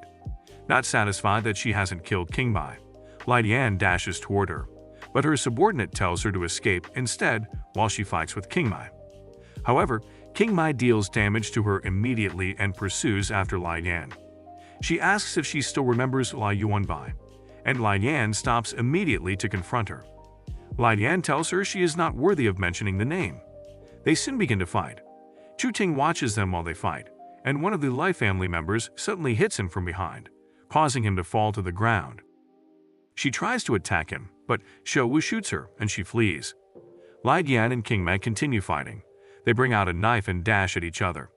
King Mai slices Lai Dian's throat while Lai Dian stabs her in the chest. Chu Ting quickly runs to meet King Mai. Before dying, King Mai gives him the two knives and tells him to throw them away into the Yun River. Chu Ting reasons that the knives are the only thing related to Chengxi's dad and also the clue to the deep hatred between the Lai and Yi families. He considers keeping them, but decides to throw them away as he was instructed. Menzu comes running to Chu Ting, asking him to save her from the dragon chasing her because of its innate dragon chi with her. Chu Ting immediately uses the dragon seal to bind the dragon. Xiao Wu is surprised to see the dragon and comes closer to it. The dragon attempts to attack her, but she points her gun at it in self-defense and shoots the dragon just before Chu Ting could stop her. The shot breaks the dragon seal, and it attempts to attack her again. Chu Ting tries to use the dragon seal again but can't, as he is now very weak and cannot use his power. However, the dragon becomes terrified and runs away. It heads where King Mai's body is, and just before they could stop it from taking her body, the dragon takes it and enters the river. Xiao Wu is shocked that there is a real dragon as opposed to what Xing Lai said. Meng Zui points her gun at her, and she swears not to reveal the information to the public. Chu Ting explains that he doesn't want Jinmin to have another chaos because of the dragon, so he hid the information. He gives her two choices, to either wait until the perfect time to spread the news or he should take her to capture the dragon when he has time, and she will become the owner. She picks the second option and asks him when the perfect time is. He replies that it is the day the Lai family gets destroyed. After a while, Chu Ting gives Xiao Wu a formation to give to Gong Yu to cure her illness. The formation helps the user with their training in martial arts. He had made 4 of this particular formation and gave one to his mum and Chengxi. Chu Ting tells her to advise Gong Yu not to force herself into training anymore, but Xiao Wu replies that there is a reason Gong Yu forces herself to train that much and leaves. Well, Chu Ting doesn't understand what she means. Meng Zui gets jealous and asks him who Gong Yu is, and he slyly tells her that she is his fiancé. She kicks him, and he falls to the ground. He asks her to help him get up as he is weak. He explains to her that it's the side effect of Zhang Xudong's poison, which King Mai had no cure for, causing her to go find Lai Yan. Chu Ting brings up the talk about Meng Zui's pregnancy. He thinks she was joking just to provoke him. He scans her body and finds out that she is really pregnant. Getting back to Meng Zui's place, Chu Ting takes some rest. Chu Xiao suddenly arrives and sees her brother lying down unconscious. She becomes scared that Meng Zui killed him, but later discovers he is fine. Meng Zui tells her they are now married and shows her the marriage certificates, which shocks her. She asks Meng Zui questions about it, but she doesn't reply. She then tells her to go and bring her parents to her place as the Yi family is no longer safe. After Chu Xiao leaves, Meng Zui wonders about the chaos the city will turn into when the news about King Mai and Lai Yan's deaths spreads. The news spreads, and the Yi family discovers that it is true. Chengxi feels bad that Chu King knew about her mom's condition and refused to tell her about it.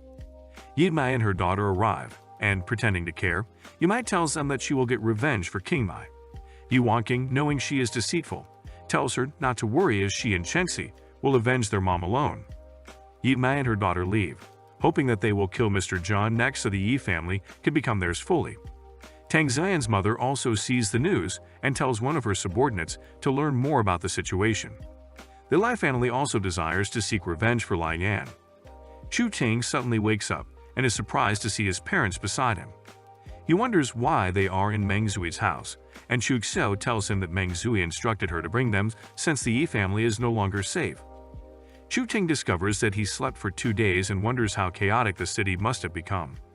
He quickly dresses up and heads to Yi Pharmaceuticals. Yi Wanqing asks why he didn't tell them their mom was injured. He suggests it was her mom's idea, and Wanqing thinks he must have known how to cure her but refused to. Chengxi doesn't say anything. She stares at him, looking depressed. Feeling lazy to start explaining everything to them, he just tells them he is also in deep grief for King Mai's death, and there is nothing he will gain from her death that would have caused him not to cure her if he could. Out of pain, Chengxi refuses to agree with the fact that her mom has died. She believes that she is only trapped somewhere. Wanqing then asks him why he has come to them, and he replies that King Mai's last wish was to let Chengxi become the patriarch of the Yi family. Wanqing says this was what he wanted, so he could marry Chengxi after she became the patriarch, so he would automatically become the master of the Yi family. Chu Ting agrees, and Wanqing sends him out. As he leaves, she asks about their mom's dead body, and Chu Ting tells her that the jade dragon swallowed it in the Yunjing River. Wanqing becomes angry and attempts to grab him, but she breaks down in tears. Yet, Chengxi doesn't say a thing to Chu Ting. Chu Ting leaves and bumps into Cao Wei. He asks her about the pill she is making, threatening to blame her if anything goes wrong. He leaves and reasons that he needs to refine some nurturing pills for the poison in his body. After refining, he heads to Meng Zui's place with his last jade stone. On seeing her, Chu King decides to use his powers to detect whether the baby is his, but Meng Zui avoids it. Chu Ting begins coughing blood from using his powers, as he has yet to recover from the poison. Chu Ting gives her the jade he brought and takes his leave. He has no choice, he has to protect the baby, but he seeks to find the true father and kill him. Meng Zui wonders what the jade is for and drops it, assuming it won't benefit the baby. She lies on her bed and tries to sleep but can't. She is disturbed by thinking about the jade, so she decides to try absorbing it, but she feels some pain and quickly drops the jade. However, she realizes that the baby is fine and discovers that the jade contains pure inner power, so she starts cultivating with it. She thinks about Chu Ting and reveals that the baby is actually his, and she has just been trying to provoke him. That night, Zhou Buken and his other friends meet Chu Ting. They tell him that they have been concentrating on cultivating and have progressed massively. They ask him when he will return to school as Tang Xian has been throwing tantrums around since he has been absent. Chu Ting asks them what they plan to do after graduation, and they tell him they might enroll in university and get on with their lives. Chu Ting asks them if they have ever considered dropping out and doing what they want. Zhou Buken replies that they really love to deal with the society and asks him if he can help them speak with Tang Xian so they can be accepted in the Tang family. Chu Ting tells them he can put them in Kuxing Menju, and they are shocked. He tells them he wants them to join Kuxing Menju and work in the management department. Zhou Buken asks him if he is working for Kuxing Menju, and he shocks them when he tells them he is married to Meng Zui. They ask him what he wants them to do, and he tells them to find every man connected to Meng Zui. They all report to Kuxing Menju Company the next day, ready to resume work. Chu Ting is surprised that they really did quit school. He introduces Chuxin, Meng Zui's assistant, to them as the one in charge of them. Chuxin reports to Meng Zui that Chu Ting brought his classmates, and Meng Zui wonders if Chu King gave her the jade stone in exchange for getting his guys to her company. At night, Chu King meets Chengxi in a park. Chengxi tells him she doesn't know why Chu King treated her so well, even though he doesn't want the Yi family's legacy. Chu King tells her it's because she is easy to persuade and tells her he will stay by her till the Yi family rises to become the strongest family in the city with her as the patriarch. Chengxi asks him if her mother told him anything before she died, and he answers that her mother said he should take care of her and her sister. He adds that Wanking is proving too troublesome. Chengxi asks him how he will care for her and tells him to help her become the patriarch. Chengxi tells him that Yi Mai already has most of the Yi family in her hand, with just a few left on her own side. She tells him that she and Yi Mai will fight for the position the next day in front of everyone, including the Lai and Tang families, who would be there to mess things up so they can gain an advantage for themselves. She says she must not fail as the name of the Yi family won't last if that happens. Chu Ting tells her to leave it to him, assuring her she will become the patriarch. After a while, Chengxi receives a call that her sister is in danger, and Chu Ting asks her if her sister has died. Chengxi gets pissed at this question and bites him. She asks if he wants her to die. They soon get into the car and head to where Chengxi's sister is. On the way, they notice 2 cars following them, and not long after, one crosses them. Yi Mai comes out of the car and is surprised to see Chu Ting with Chengxi. She thought Chu King had betrayed the 2 sisters. She reasons that if she kills Chengxi now, she will become the patriarch, but she dies. Considering that Chu King is with her, the game will be over. She can't risk her life on this, so she turns around and leaves immediately. Chu Ting and Chengxi arrive at Yi Pharmaceuticals and meet Wanking with Jingzhu in a ward. Wanking's leg is broken, but she is fine. Wanking sees Chu Ting and asks him why he is here, since he already has Meng Zui with him now. However, Jingzhu tells Chengxi to take her sister out as she wants some moments alone with Chu Ting. Jingzhu tells him that even though Wanking doesn't like him, she believes him because King Mei chose to believe him. She then asks him what he plans to do in the next family meeting. He tells her it depends on the situation, but one thing is definite. Chengxi will become the patriarch. Chu Ting then asks if Wanking and Chengxi have the same father, which shocks Jingzhu, wondering if King Mei told him anything. Chu Ting tells her that King Mei told him a brief story, but some parts are vague. Jingzhu tells him that King Mei only gave birth to 3 daughters and that Yi Mao is an adopted son. Chu Ting is shocked and asks about the 3rd daughter, saying the daggers he threw into the Yunjiang River had some name inscriptions, He and Huang.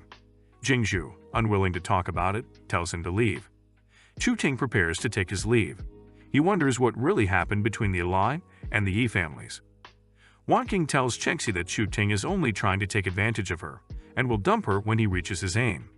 She also mentions that he has been living at Kuxing Mengshu and even brought his parents there, suggesting that he is the kind of man yearning for prosperity only. Chengxi tries to defend him, but Wanking doesn't listen to her. Chu King gets to Kuxing Mengshu and gets blown away by Meng Zui's beauty. She teases him, and he becomes shy. She then asks him why he has come to see her, and he requests that she accompany him to the Yi family the next day. She denies it and says she wants to go back to bed. However, Chu King blocks her and asks if the baby in her womb absorbed the heavenly dragon aura. He wonders how the dragon would feel if it realized it lost the aura to a mere kid. Meng Zui, now getting scared, tells him she will go with him to the Yi family's meeting. Chu King tells her he is not trying to scare her, but is only telling her the truth, as the heavenly dragon would have certain effects on any absorber, let alone a baby. Meng Zui becomes more scared and asks how it could affect the baby. He replies that the baby could be disabled or die in the womb. Hearing this, she begins to cry and asks him what she can do about it. He assures her that he will care for the baby no matter what happens and leaves. She is determined to protect the baby with her life, unlike her mother, who neglected her when she was little. In Chu King's room, he is concerned about the poison in his body, which hinders him from using his power. However, he takes his mind off it and says it is nothing, as he has already lived 2 lives, and it is just death he will face. The next day, he sees Meng Zui's car and attempts to break the side glass so he can enter and drive it away for his mission. But Meng Zui appears and shows him the key instead. She has decided to go with him. She feels this is a perfect chance to enhance Kuxing Mengzhu's force, and she tells him that if she encounters some wolves along the way, he has to help her. They drive off, and on their way, Chu Ting tells her that there's a creature that can assist the heavenly dragon aura.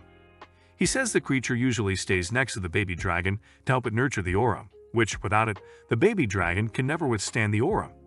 They need to find it if the baby in Meng Zui's womb must be fine. However, the baby's soul will still have a dragon part to it. Meng Zui is surprised and says she will go and find the creature when they return, but Chu King says the creature is not near the jade dragon, and he is the only one that can find it. After a while, they arrive at the Yi family mansion and head inside. On seeing Chu Ting, Chengxi attempts to greet him, but Wang King stops her. Tang Rong, the patriarch of the Tang family, asks Meng Zui why she is present. She reasons that she has come to destroy all that she has labored for. Meng Zui mocks her and the Tang family. She then says she just came to watch the fun between the families and tells her not to worry.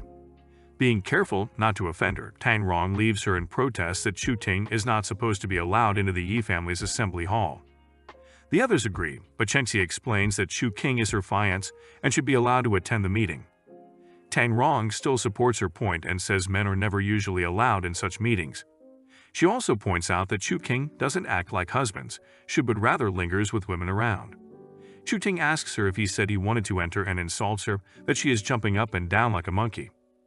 Tang Rong gets angry and attempts to attack him, but Meng Zui fires a shot from her gun. Yimai stops them from fighting and says everyone should sit inside. However, Chu Ting refuses to join as his presence is not welcome.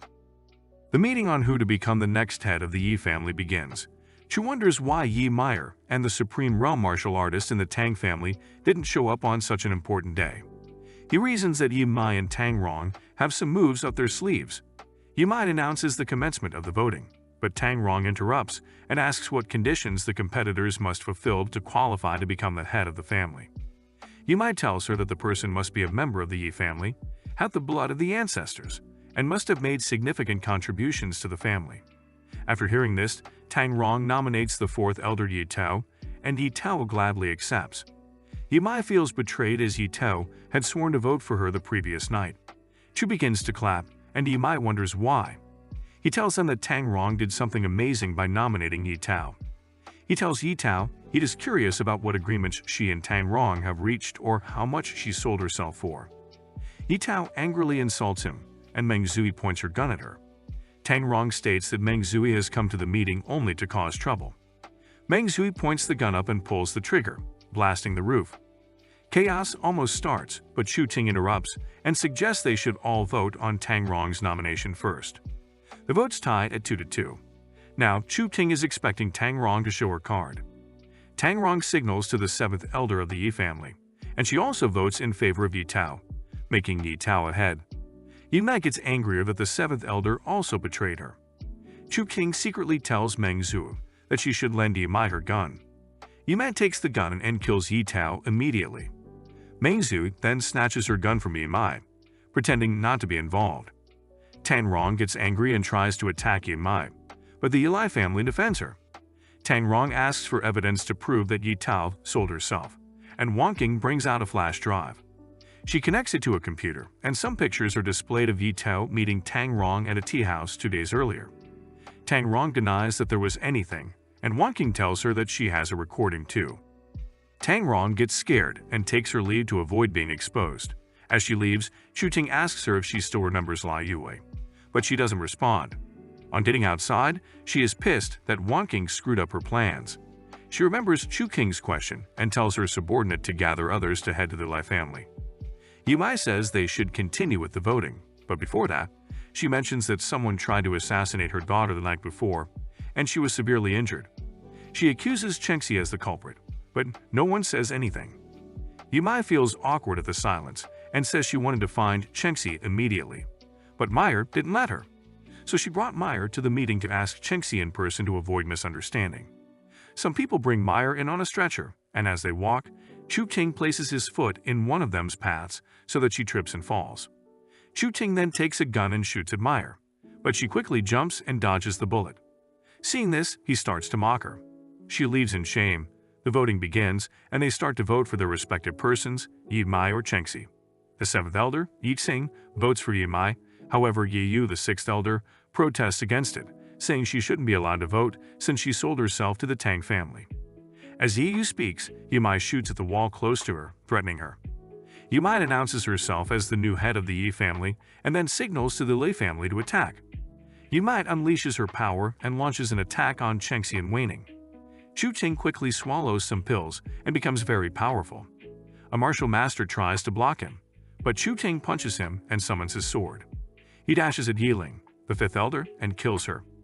He then turns to attack Yimai, but Lai Huanzhi blocks him, hitting each other with enormous power. Chu-Ting feels pain and wonders when she practiced this kind of poisonous skill. He reasons that her poison power is stronger than Zhang Xudong's. Yimai criticizes him for killing Yiling and demands an explanation. She even calls Chengxi's attention to it, but Chengxi declares that he hasn't done anything wrong. Wanking brings out a file stating that Yiling has committed many crimes and used her position to gain personal benefits, making her guilty and worthy of death. Yimai says that even if Yiling was guilty, it wasn't in Chu-King's right to kill her, as it was against the rule of the Yi family. Chu-Ting asks her who gave her the authority to convict him, and she answers that she has the authority since she is now the head of the family. Chu-Ting laughs and says since she agreed that Yiling was worthy of death, it means her vote should also be annulled. Thus, she isn't yet the patriarch. Yimei gets angry and becomes determined to kill Chu-Ting. They'd all prepare to attack him, but he tells them he has another backup besides Meng Zui. However, Lai Yuan, an elder of the Lai family, reveals that Chu-Ting is already poisoned by Zhang Xudong's poisonous palm and tells him to quit trying to act strong. Chu-Ting is shocked. He didn't know someone else knew he was poisoned. He also reminds the Lai family that Tang Rong has left and must have headed to destroy the Li family. Lai Huanzhi gets angry, but Meng Zui blasts her gun toward her before she can try to attack Chu-Ting. Lai Huanzhi suggests they return home, but Yimai disagrees, saying the Lai family promised to make her the patriarch while she makes the Yi family a branch of the Lai family in return. However, Lai Huanzhi doesn't listen, and when Yimai tries to attack her, she throws her off with her power. Chengxi is shocked that even Yimai isn't a match for Lai Huanzhi and wonders when she became so strong. Yimai escapes from the window since she knows the Yi family won't let her live as the Lai family has already backed out. Wanking asks Chu-Ting if he is really injured, as Lai Yuan claimed, but Chu-Kin doesn't open up about it. He feels Wanking is cruel and would seize any opportunity to get rid of him without mercy. Xiao Wu enters with Yimai in her hand, already dead, and she leaves. Yimai sees her mom and runs towards her. Meanwhile, as she runs past Chu-Ting, he transfers some of his yin energy into her body, unknowingly to her. Yimai brings out a detonator and threatens to blow up the thousands of explosives underneath them. Chu-Ting asks her what she wants, and she says they should let her go. Chu-Ting tells her she can go, and Wanking protests against it. Chu-Ting asks Yimai if she wants anything else, and she tells him she wants 5 billion. However, Chu-Ting is just trying to buy time till the poison he transferred into her body begins to work. Suddenly, the detonator drops from her hand, and she begins to have sores all over her body till she dies. Chu-Ting is so affected by the poison that he can hardly suppress it again. Wanking and Chengxi realize that this poison affected their mom, and they wonder if Chu-Ting is also affected.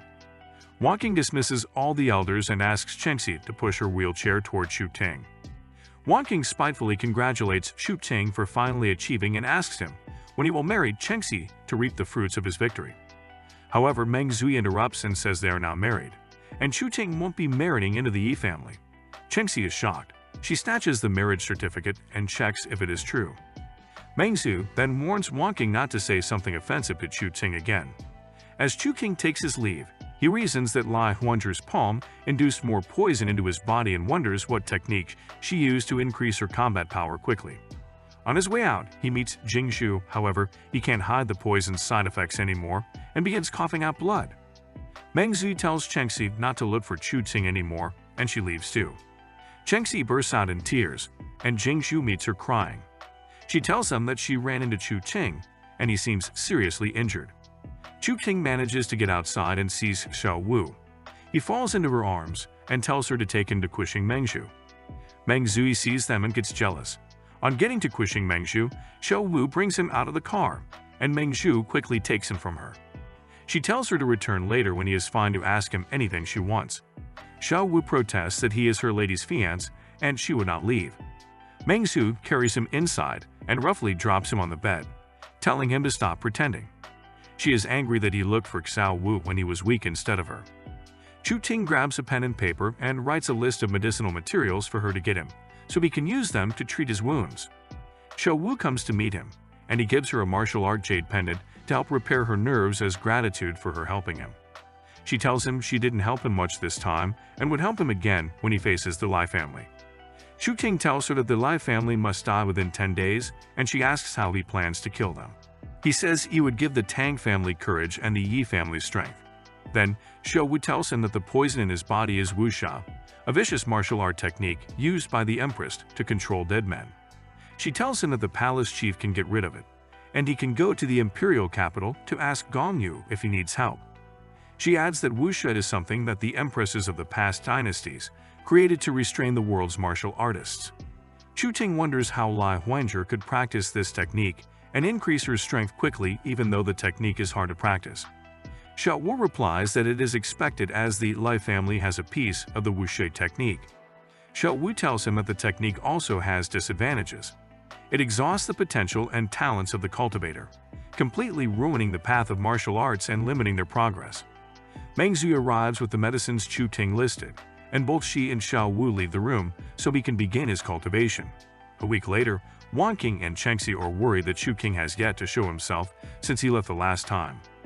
Qiao Wei arrives with the good news that King Yi know. 2. The drug she has been working on has finally been developed, and it's better than its alternatives on the market. Wang Qing tells them that it must not be leaked as they won't be able to protect it with their current strength. Chu King's mom meets Meng Zhu to ask about what happened to her son. A few days back, Chu King's mom challenged Meng Zhu, asking what she had done to her son. Meng Zhu revealed that she and Chu Ting are now married, and Chu King's parents were shocked. On hearing this, Chu King's father blamed Xu Xiao for being the reason Chu King was forced to marry Meng Zui. Chu King's parents began to treat her as their daughter, and Meng Zui was shocked as she was abused by her own mother when she was young and had never been treated like this. Back to the present, Meng Zui wonders if she should tell Chu King's mom everything. A lady runs in to report that Chu King has finally come out of his room, and they are all surprised. Chu King is surprised to see his mom, and he looks at Meng Zui, wondering if she told her anything, to which Meng Zui signals no. He just gives a random reason for not coming out of his room and excuses himself to go and take his bath. After a while, Chu Ting returns from the bathroom and wonders if his mom has gone because he might have to tell her the truth if she continues to bug him. He is surprised to see Meng Zui in his room, and he asks about his mom, to which Meng Zhu replies that she left to attend to an urgent situation at her company. She asks him about his injury, but he doesn't know how to answer whether he is fine or not. He tells her that he only managed to temporarily suppress the poison in his body and could not eradicate it. They both discuss the situation of the Tang, Lai, and He families, and Chu Ting tells her that he has to help the Yi family gain its power again. Meng Zhu reacts out of jealousy, but Chu Ting tells her he would have the same for her. Meng Zhu gets pissed and leaves, and Chu Ting is surprised that she is jealous.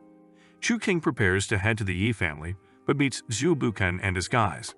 They tell him that they have found out what he asked them to find out, and they discover that Meng Zui only has close relationships with 3 women and no man. Chu King is surprised and reasons that the baby in Meng Zui's womb is his. He turns around and runs to meet Meng Zui in her room. He hugs her and asks her if she has anything to tell him. Meng Zhu doesn't understand what he is doing and sends him out in anger. At Yi Pharmaceuticals, Chu Ting tells them to launch King Yi No. 2 but Wang Qing objects, saying they can't protect it if a war begins. However, Chu Ting tells them that they should think long-term. He says that Shizhen Auction House will hold a large-scale medicine auction the next day, and the forces of Jinmen and neighboring cities will participate. He adds that what they need to do is to share the interests of King Yi No, 2 in exchange for alliances with other major cities, which will make it difficult for the Tang family to grab the drug from them, as they will have to deal with the families of other cities also. Wang Qing asks him what if he can't do it, but he assures her it will be done. Chu Ting heads to Jia Yu's place to tell him he wants him to organize a medicine auction. Jia Yu tells him it's a difficult task, as he would need to follow the due protocol before it can be done, which would take 3 days. Chu Ting tells him he wants it done the next day, and Jia Yu becomes shocked. They both head out of the house and discuss the auction while driving along the road. Chu Ting asks him how fast he can do it, and Jia Yu replies that it would take 2 days if he fast, except he bends the rules and doesn't follow the due process. If he did that, Jia Yu tells him it would cause him grave consequences. Chu Ting, not wanting that, tells him to do it slowly then, but he says he wants to as he has always lived a boring life abiding by rules. Yu takes Chu Ting to his home and meets his grandma to tell her about his plans to hold a medicine auction the following night. He asks her to help him invite the forces from Jinmen and other neighboring cities to the event. She is surprised and tells him it is too sudden. Yu says he just made the decision and that she should tell the family that it's urgent. Chu Ting returns to meet Wanking and discovers she has not started making any preparations. She tells him she didn't initially believe what he said could be achieved and says she will begin making preparations immediately. Chu Ting tells her he has planned everything well and that if it fails, he will not have anything to do with the Yi family again. He goes back home, and on getting to his room, he meets Meng Zui there. She asks him about the auction plans, and he is shocked, wondering how she knows. Meng Zui tells him she wants to kill Zhu Buken and his guys and feels she should inform him first since they are his people. She tells him they killed who they ought not to kill and wonders who instructed them to. He accepts that he is responsible, and she gets angry that he brought them to work with her so they could spy on her. However, Chu Ting draws her to himself and kisses her. However, Meng Zui pushes him away and slaps him. He gets pissed and leaves the room to check if Zhu Buken and his guys are still fine. He discovers they are fine. Meng Zui didn't touch them, and he feels tricked by Meng Zui. The medicine auction soon begins at the Shaizen auction house. Wanking is surprised not to see Chu Ting. It reaches the Yi family's turn, and they present King Yi No. 2. After proper assessment, they win the auction. Tang Rong is shocked that the Yi family defeated the Tang family, a family of medicine which has been refining medicine for hundreds of years. The Lai family, too, is shocked as they never expected to be beaten by the Yi family, even though they already knew the Tang family would. The men from the other cities commend the Yi family for producing such a great drug. Yu reports to Chu Ting over a video call that the auction event was successful. Tang Rong checks the news about the auction and is angry that the Tang family lost to the Yi family. In just a few days, the Yi family has gained 80% of the market and formed alliances with many forces around. A lady rushes in to tell Tang Rong that even if they raise the price of their medical materials, they can't suppress the Yi family as King Mai invested all her resources in pharmaceuticals. They have enough inventory to keep producing King Yi No. 2 for 3 years. On hearing this, Tang Rong begins to cough heavily and almost collapses. Meanwhile, Lai Huanzhi also receives the report that most of the Lai family members have run away. Lai Huanzhi says that the Lai family is over, and anyone who wants to run should run. The next day, Chengxi is nowhere to be found and is not answering her calls. Chu Ting receives a call from Wanking, who tells him they can't find Chengxi. He reasons that the Lai or Tang families must have taken her hostage. Wanking says it's not them, as they would have given their conditions. She tells him that Chengxi has her reasons for not picking up calls, and she is afraid she might think of doing something stupid. Chu Ting is shocked and asks her what she means. She explains that Chengxi sorted out their mother's belongings 2 days earlier and must have found some secrets related to her biological father. Wanking reveals that she and Chengxi are not siblings of the same parents. However, she is shocked when Chu King tells her he already knows, and he mentions the other details that Yimao is adopted, and they have another sister. Wanking tells him that Chengxi's other sister was taken by her father back to the Lai family when she was still a baby. She speculates that Chengxi must have discovered all these and might also think Lai Huanzhi is her other sister. She also tells him that she is afraid that Chengxi has gone to the Lai family to get revenge after finding out about the old grudges between the Lai family and the Yi family. Chu Ting tells Wanking he will go and find Chengxi while she also goes to the Lai family to prepare for bringing Chengxi back. Wanking sees this as a chance to end the Lai family for good. Chu Ting heads to the park Chengxi took him to the previous day, and he starts asking for her whereabouts from the officials there. He is told that she came around but has left already. Chu Ting reasons that she must be headed for the Lai family, and he chases after her. He finally overtakes and blocks her way. Chengxi asks him if he came to stop her, and he replies he came to accompany her to the Lai family. She tells him she made an appointment with Lai Huanzhi in a fight of life and death in front of the Lai family's house. Chu Ting reasons that she is yet to find out the truth about King Mei. They leave their cars behind and walk to the Li family house. Chu Ting tells her that she cannot beat Lai Huanzhi as she has become very powerful, even more than himself. Chengxi asks about Chu King's injuries and grabs his hand, telling him they should return home. She asks why, and she says she doesn't want all his efforts over her to waste by dying now. She then asks him when he will fulfill the promise to give her the whole of Jinmen, and he assures her that he will make it happen. Wanking arrives with her men, ready to combat the Lai family. Tang Ji also comes with Xiao Wu and the Changfeng army.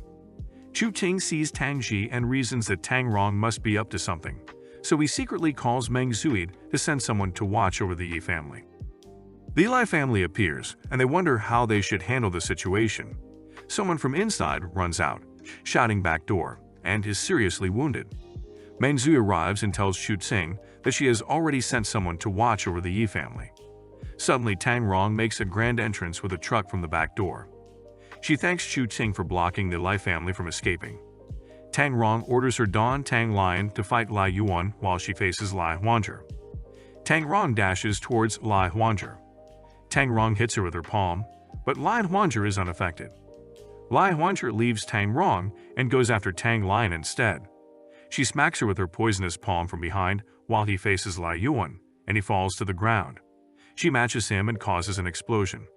Lai Yuan tries to avoid the explosion, but Tang Ji kicks her unexpectedly, sending her to the ground. Tang Ji walks up to her and torments her. However, Lai Huanzhi grabs a gun and shoots Lai Yuan dead. Everyone is shocked. Lai Huanzhi drops the weapon and attacks Chu Ting, hitting him with her poisonous palm. This sends Chu Ting flying about 30 meters away. He begins to cough blood. Lai Huanzhi runs away, and Chu Ting discovers that Lai Huanzhi's palm sucked away the poison inside his body. Wan Qing says they should chase after Lai Huanzhi, but Chu Ting tells her to let her go as the Lai family is now destroyed. Wan Qing then says she wants to confront the Tang family, but Chu Ting stops her and tells everyone to retreat, as the purpose for which they came has been accomplished. Chengxi gives a short speech and dismisses everyone. Suddenly, Wan Qing feels sick and starts to cough blood. Chu Ting scans her body, and Chengxi carries her away. They all leave, leaving only Chu Ting and Meng Zhu behind. Meng Zhu discovers his spiritual power has been restored and asks why Lai Huanzhi saved him. He tries to explain, but she tells him not to bother. She then asks how Tang Rong took advantage of the fight to destroy the Lai family. It happens that Chu Ting already agreed with her, which favors both of them. Meanwhile, at the Xing family's house, Xing Lai is angry that Tang Rong missed a good opportunity to defeat the Yi family for the little profit she will get. She later reasons that Tang Rong is playing smart to take the chance to win the Yi family's allies to her side, after which she will kill the Yi family. At Kuxing Mengju, Meng Zui asks Chu Ting what his plans are after settling the Yi family's matter, and he answers that he will go catch the dragon so he can protect his son. Chu Ting then tells her he will be moving to Vermilion Bird Street and wants her to move in with him. Meng Zui blushes. The next day, Chu Ting and his family head to the mansion on Vermilion Bird Street. Chu Ting meets Xing Lai at the Xing family's residence to tell her he has moved to Vermilion Bird Street. The challenge she gave his sister if she must marry her son, and asks when she will marry her son to his sister. She replies that she already knew he would come and says that his sister and her son should get engaged first, and the marriage will be during the Chinese New Year. Chu Ting asks her why she wants that, and she replies that she wants him to marry her daughter too. Chu Ting becomes shocked and refuses, making an excuse that he is not worthy of marrying into such a famous family. Afterward, he heads to the Zhai family's residence and meets the Zhai family, giving Zhai Yu punishment for using the family's name privately for the medicine auction. Zhai Yu is glad to see Chu Ting and takes him to a private place to discuss with him. He expresses his anticipation to see the green dragon Chu Ting promised to show him, and Chu Ting tells him that he needs some purple bamboo that is at least 100 years old from the purple bamboo forest. Zhai Yu contacts someone to find it immediately, and Chu Ting returns home. He contacts Chengxi and Xiao Wu to tell them he will catch the green dragon in 2 days. Meng Zui sees him and collects his phone to see who he is chatting with. She says she also wants to come along, but Chu Ting objects since she is pregnant. Meng Zui asks why he asked her to help him fight when he was in danger but is now concerned that she is pregnant. She insists that she will go, and he reluctantly accepts. Meng Zui then suddenly grabs and kisses him, and of course, he continues kissing her too. Chu Xiao badges in to disturb them, but her father cautions her and tells them to continue. After a while, Chu Ting receives a call from Zhai Yu, who tells him he got a purple bamboo forest filled with many old purple bamboos, and asks if he needs a few or wants to buy the whole forest. Chu Ting tells him to buy the entire forest as it must be a treasure, since it has many old purple bamboos. After he hangs the call, Meng Zui tells him she has a bad feeling and asks if he offended someone and they want revenge. Suddenly, Elder Xing Wei arrives to tell him that Xing Lai wants him to come over immediately. Chu Ting is surprised and tells her that Xing Lai could have just called him over the phone, and Xing Wei threatens that he won't be able to return if he doesn't come with her immediately. Chu King heads to the Xing family's residence, and Xing Lai welcomes him with a hard punch. He wonders how he offended her again, and she tells him he hid the truth about the green dragon. Chu Ting replies that she also made his sister wait outside the whole night before deciding to help when he needed help. Chu Ting tells her they are now even. Xing Lai tells him that the news from the Yunjing River was leaked, and a group of second-generation ancestors came to investigate from the royal capital, asking her what she knows about the green dragon. She further tells him that she can handle them as they are just a group of juniors, but the issue is with their family elders, which they got letters from. She also tells him that they are still in her house, and they demand she hands him over to them. Chu Ting is shocked. He cannot let another steal the green dragon from him, as his child could be in danger. Chu Ting tells her to help him delay them and asks her what she wants in return. She tells him that she wants the green dragon's tail, to which he replies he can only give her that if he succeeds in catching the green dragon, considering that a third party is now involved. He heads back home and wonders who leaked the message, thinking if it is Jia Yu or Chengxi.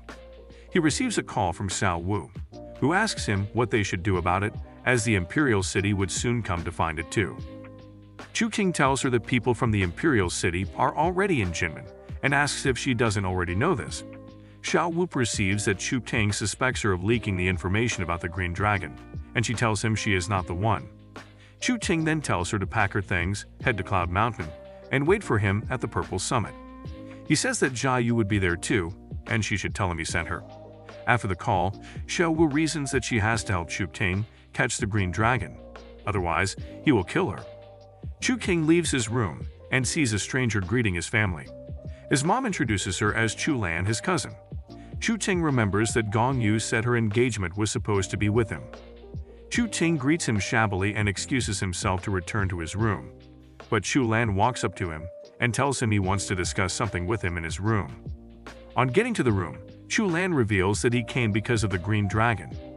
He asks Chu Ting to reveal everything he knows about the green dragon, offering to reward him with millions, but Chu Ting feigns ignorance, and Chu Lan threatens to deal with him if he refuses to tell him. However, Chu Ting tells him to go out when he is done. Chu Lan gets angry and launches an attack. Being more powerful, Chu King punches him before he can do anything, sending him flying. Chu Lan attacks again with the golden palm strike, but Chu King dissolves the attack easily. Chu Ting grabs him by the neck, and Chu Lan asks if his mother taught him the techniques. Chu Lan tells Chu Ting that his mother vowed to the Chu family never to teach anyone martial arts when her cultivation was crippled, but she has broken her vow. Chu King uses the opportunity to ask what made the Chu family treat his mother like that. Chu Lan tells Chu Ting that his father was drugged and thrown onto the sixth elder's bed. Then his mother was lured to the room, and after she saw her husband, she got enraged and killed the sixth elder. Chu Ting begins to choke him, attempting to kill him, but he reasons that the Chu family might come for his family if he kills Chu Lan. He leaves him alone and sends him out of his room. Chu Ting and Meng Zhu leave home the next day to embark on the mission to catch the green dragon. On their way, Chu Ting tells Meng Zhu about the leakage of information about the green dragon. She becomes worried for her child, but Chu Ting assures her that he will do his best to catch the green dragon and bring the necessary materials needed for the child's survival. They head to Chengxi's place to carry her, and Chu Ting suspects Wanking leaked the information. On getting to the Yi family's mansion, Chu Ting confronts Wanking for leaking the information about the green dragon, and she confesses looking sober.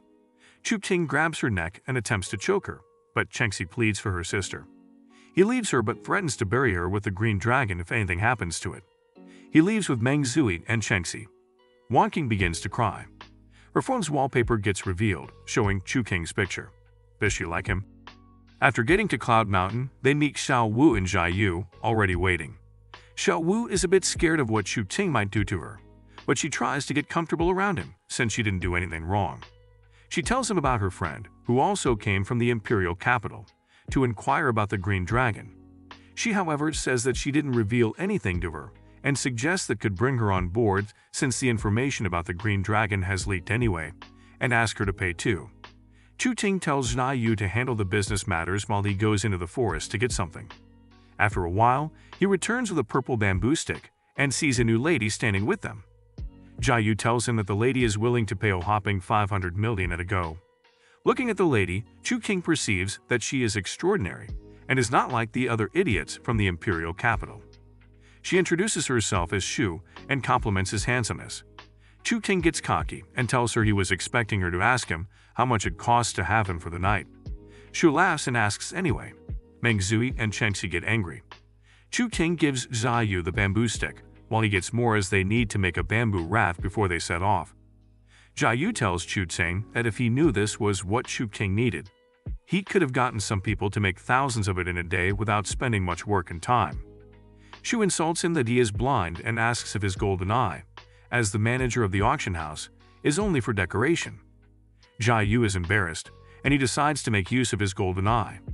He discovers the bamboo stick is so powerful that it affects his eye.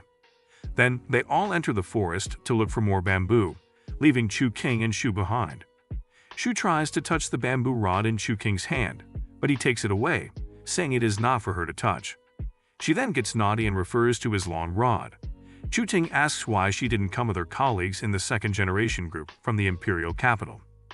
She tells him she is more interested in him than in the green dragon, and reveals that she knows a lot about him and his family. Chu King discovers that she is from the Gong family, and he gets angry and tries to attack her with the purple bamboo rod, but she dodges it. She tells him that he was supposed to marry her, and Shu Lan should have married Gong Yu, but it was changed. Chu King asks her if Gong Yu's losing her abilities has something to do with her. She gets angry and attacks him. Chu King blocks it but realizes she has a solid cultivation base and martial arts talent. Chu King launches his own attack, but she just blocks it with one arm. She is way more powerful than Chu King. Chu King reasons that Gong Shu is Gong Yu's enemy, but has a close relationship with Xiao Wu, Gong Yu's confidant. Gong Shu tells him not to think about the matter between her and Gong Yu as it is very complicated. She tells him that more than 30 people came from the imperial capital, among which 3 are so powerful that even she cannot handle them. She advises that if he wastes his energy like this, he might not even get the green dragon stung, not to talk of the other significant parts. Zhiyu and the others return with the bamboo shaft they made and head to Yunjiang. They head upstream on the raft and paddle overnight, without finding the green dragon. Zhiyu, already tired, asks Chu King how long they have to paddle, and Chu King tells him he doesn't know. Meanwhile, the second-generation group is also in the same vicinity, searching for the green dragon but on land. They are already exhausted too. After a while, Chu King discovers the bamboo has changed color and infers that the green dragon is downstream, meaning they must turn around and head back. Chu King explains that the purple bamboo was born from the collection of Qi Haifeng Qi, and its transportation can be used to explore the Yunjiang fortune, which makes it the best way to find the green dragon. She, one of the 3 powerful people in the second-generation group, also discovers, using her compass, that they have to head back. The second-generation team gets angry, but they also turn around anyway. Meng Zui asks Chu King if the second-generation group will find the green dragon before them, and he tells her they won't. Chengxi gets sad and jealous seeing Meng Zui and Chu King together. Gong Shu notices this and asks her if she likes Chu King too. Chengxi acts hostile, and Gong Shu tells her that she and Meng Zui don't have a chance to be with him since he already has a marriage contract with the Gong family. However, Chengxi shocks her when she says that Chu King and Meng Zui are already married. Gong Shu gets angry and attempts to attack Meng Zui, but Chu King protects her and almost falls into the river. However, he uses the bamboo stick to gain balance and returns to the raft. Chu King asks what the problem is, and she replies that Meng Zui dared to force him to marry her when he already belonged to the Gong family. Chu King tells her that he offered to marry her and wasn't forced to. Meng Zui is surprised that Chu King is defending her, knowing that she actually forced him to marry her. Chu King tells Gong Shu that he and Gong Yu disagreed with the marriage contract, but she doesn't listen and still keeps yelling at him. He then tells them to talk about it later, or she should leave the ship if she plans to continue causing trouble. She then asks him what he thinks of the marriage contract, and he replies that he has already dumped it in the trash can. She yells at him that he should get ready to receive the wrath of the Gong and Shu families. Meng Zui whispers and asks if he still has the marriage contract, but he tells her that he has really dumped it in the trash can. Chengxi wears a sullen face. She really likes Chu King. Suddenly, Chu King feels something in the river with the bamboo stick, which also changes color. Zhiyu uses his golden eye to check what is in the water and sees an enormous energy flow. Chu Ting asks who can swim, and Jia Yu says he can. Chu Ting tells him to enter the water and fish what is in the water. Jia Yu gets scared and reluctant, but Gong Shu kicks him into the water. After some time, Jia Yu returns with some snails, saying they are the only things he saw beneath the water. Chu Ting is surprised, seeing it's a unique type of snail. He tells him to go and get more. After Jia Yu returns, they wonder what they will do with the snails, and Chu Ting tells them to fry and eat. They are shocked, but Jia Yu volunteers to prepare the meal. When he is done, they all eat. However, Chu Ting tells them he and Meng Zui would be excluded. Meng Zui goes speechless, wondering why he doesn't want her to eat such a delicious meal prepared by Jia Yu. A while after they have finished eating, Chengxi wishes she could have an extra plate, and suddenly, they all start to feel strange. The feeling gets so intense that Chengxi screams out in pain. She then discovers that she has broken through the 8th martial arts rank. Gong Shu and Shou we see this and start cultivating too. Meanwhile, Jia Yu is bleeding from his nose, and when Meng Zui asks Chu Ting about it, he tells her that the nosebleed will stop as the green dragon's qi nourishes the snails they ate. They are capable of increasing one's power if eaten. He tells her it will react negatively with the innate green dragon qi in her belly, so he didn't let her eat them. She asks why he didn't eat too, and he replies that he doesn't need it. Jia Yu's golden eyes suddenly break through. He becomes excited and offers to hold the purple bamboo stick, so he can know when they hit a new treasure in the river. However, Chu Ting refuses to give it to him, knowing he can't handle it. Only Gong Shu and Meng Zui can handle it, but Meng Zui is not in the best state, and he doesn't trust Gong Shu, so he has to continue holding it. Although, he is surprised the green dragon has yet to reveal itself even after they have taken some of Yunjiang's luck. She discovers a change in her compass and realizes that some people have stolen some of Yunjiang's luck.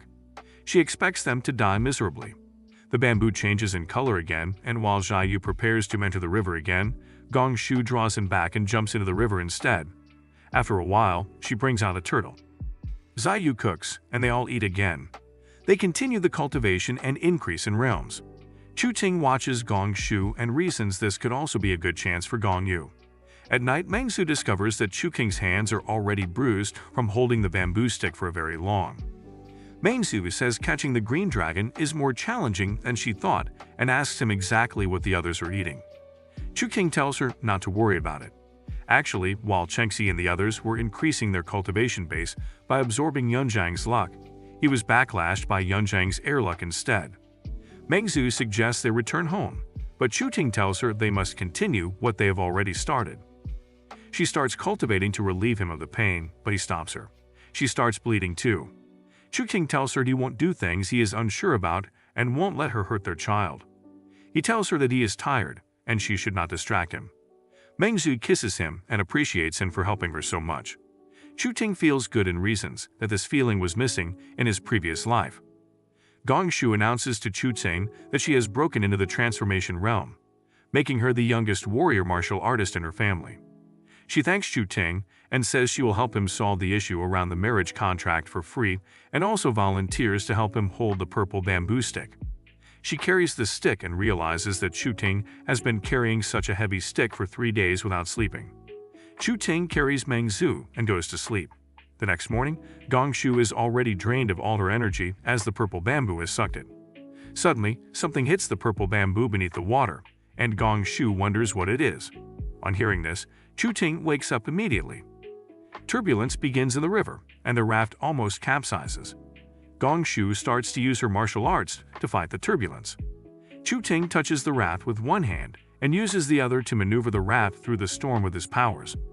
The storm becomes stronger, and Jia Yu almost falls off the raft, but he holds on to Gong Shu. Gong Shu saves Jia Yu by pushing him back into the raft while she falls in the river. Chu Ting quickly grabs the bamboo rod to prevent it from falling into the river. He then asks who will go and fetch Gong Shu out of the river. Jia Yu immediately jumps into the river and saves Gong Shu. Gong Shu reasons that she still has a long way to go in the martial arts journey and should not become complacent because of her recent achievement. They see the little golden fish that caused the turbulence and wonder how powerful it is. Chu Ting tells them it is just a step away from becoming a green dragon. He is still surprised that the green dragon has yet to appear, even after they captured a carp of this level. He suspects that something has happened to the green dragon. They continue their journey on the river. Chu Ting tells them that when they reach the border of the river, they should all get off the boat. Meng Zui and Chen Xi ask why, and he answers that they are about to dig out the foundation of the Yunjing River since the Green Dragon, who should have appeared, has failed too, which means something has happened to it. Hearing this, Meng Zui and Chen Xi protest and say they will accompany him. Meanwhile, she reasons that she could not even dare to go on the water and chose to go on land, but Chu Ting used the water route and has repeatedly stolen Yunjang's luck, and yet he is still alive. She suddenly discovers someone in the transformation realm with Chu Ting on his raft and wonders who it could be. She reasons it can't be Xinglai, the only martial artist currently in the transformation realm. She becomes shocked when she realizes it is Gong Shu, and the others are amazed that she has attained the transformation realm at such an age. She immediately orders them to cut the trees and build a boat quickly so they can catch up with them. After a while, in a particular location on the river, Chu Ting grabs the purple bamboo stick and heads for the river. He stirs the water body with it, forming large standing waves.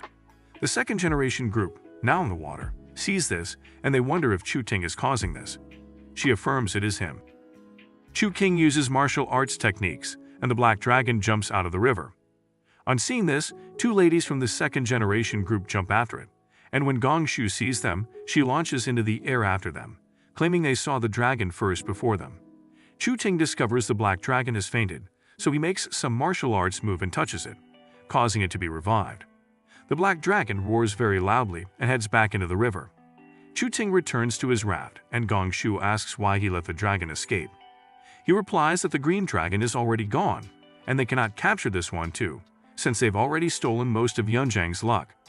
If they also capture the black dragon, there'd be many grave consequences that they won't be able to bear.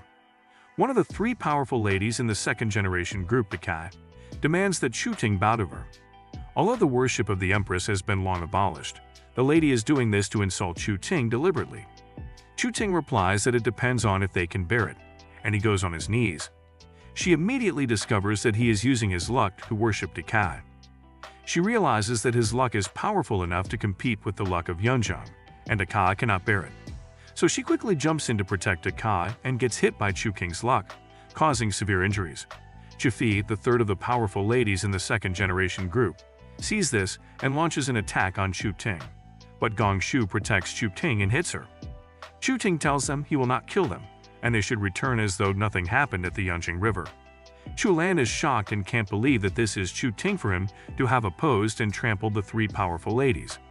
After the second generation group leaves, Chu Ting faints from exposing himself to Yunjang's powerful spiritual energy. They'd all deliberate over returning while Chu Ting sleeps, but Meng Zui says she won't return. Chu Ting suddenly wakes up and asks if they will accompany him, as he wants to go into the mountain to find the dragon's nest. They are shocked that there is even something like that, and he tells them the dragon's nest is usually not in the river, but in the mountain nearby. They plan to head out into the mountains the following day. After a while of others sleeping, Gong Shu asks Chu Ting to go on a walk with her. She asks him why he desperately wants to catch the green dragon, and Chu Ting explains the situation around Meng Zui to her. She is surprised he is looking for the dragon because of Meng Zui. She is amazed and becomes more attracted to him.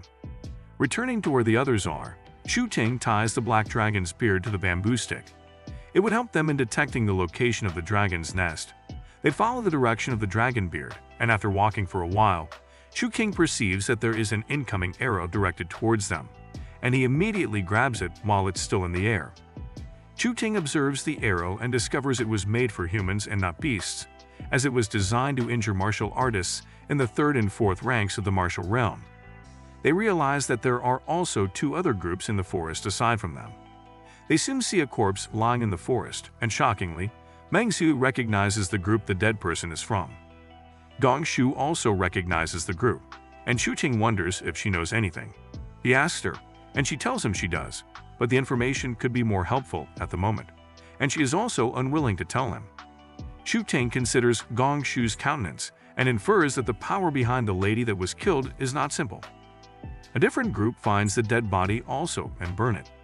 Chu Ting and his team enter into more traps as more arrows are shot at them. Chu Ting says they are about to reach the core area where the two groups are fighting. Suddenly, a twig elongates and grabs Jia Yu's legs. It tries to pull him away, but Gong Shu rescues him. More twigs come at them, but Chu King uses a martial arts technique to create a barricade around them that protects them. Chu King says this is a spell of the wood attribute, and the caster is a monk. Knowing that the wood monks like to hide in the canopy and mimic trees, he spots the monk and launches toward her. He then grabs her and throws her down. She asks if he has anything to do with King Xuan's legacy, and Chu King replies that they're just passing by and don't know what that is. She tells him and his team to leave the forest, then, since they are not related, and if they don't want to be killed. Chu King tells her that her life is in his hands, and she gets angry. Chu King tortures and interrogates her. She threatens that the Ixuan Palace won't let him go. She intentionally combusts herself and dies. Chu King and his team continue following the directions of the Black Dragon's beard, and Chu King tells them they are close to the dragon nest. Suddenly, Chengxi sees an illusion of her mom running past her into the forest, and she immediately runs after her. Chengxi soon falls into a pitfall, but Chu King quickly grabs her hand and draws her out. She attempts to continue chasing her supposed mother, but Chu King stops her and says he will find her. He jumps on a tree and sees a palm imprint on it. He discovers that Chengxi really saw someone, and the person is at least 2 levels higher than him, which made him unable to detect the person with his spiritual sense. He wonders what such a master is doing in the forest and why Chengxi recognized her as her mother. Suddenly, the lady appears in a bear mask behind him and jumps off.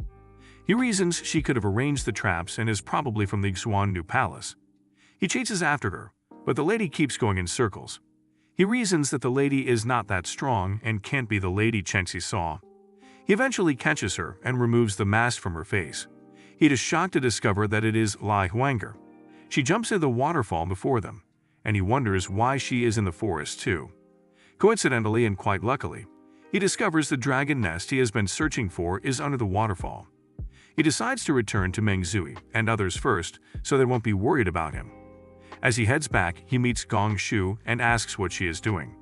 She actually came to look for him since he had been away for a while. Chu King hastens up to meet the others. He tells Gong Shu not to have left the others behind as she is the one who could protect them while he was away. They search for a while but can't find them, so Chu King suggests that they set up a fire to attract them. Suddenly, he senses someone in the bush nearby and tells Gong Shu to chase her. After catching her, he uses the soul-searching technique and discovers that the lady is from the Ixuan Palace. Afterward, the lady self-combusts as the monk did earlier. Chu King wonders what the Ixuan Palace is, where women can practice martial arts and Taoism. Meanwhile, Meng Zui meets one of the women from the Ixuan Palace, and the lady bows to her. Meng Zui asks what they are doing in the forest, and she replies that they came on the order of Guardian Su to investigate the King Xuan sect. Meng Zui kills her and decides to find Chu King and the others.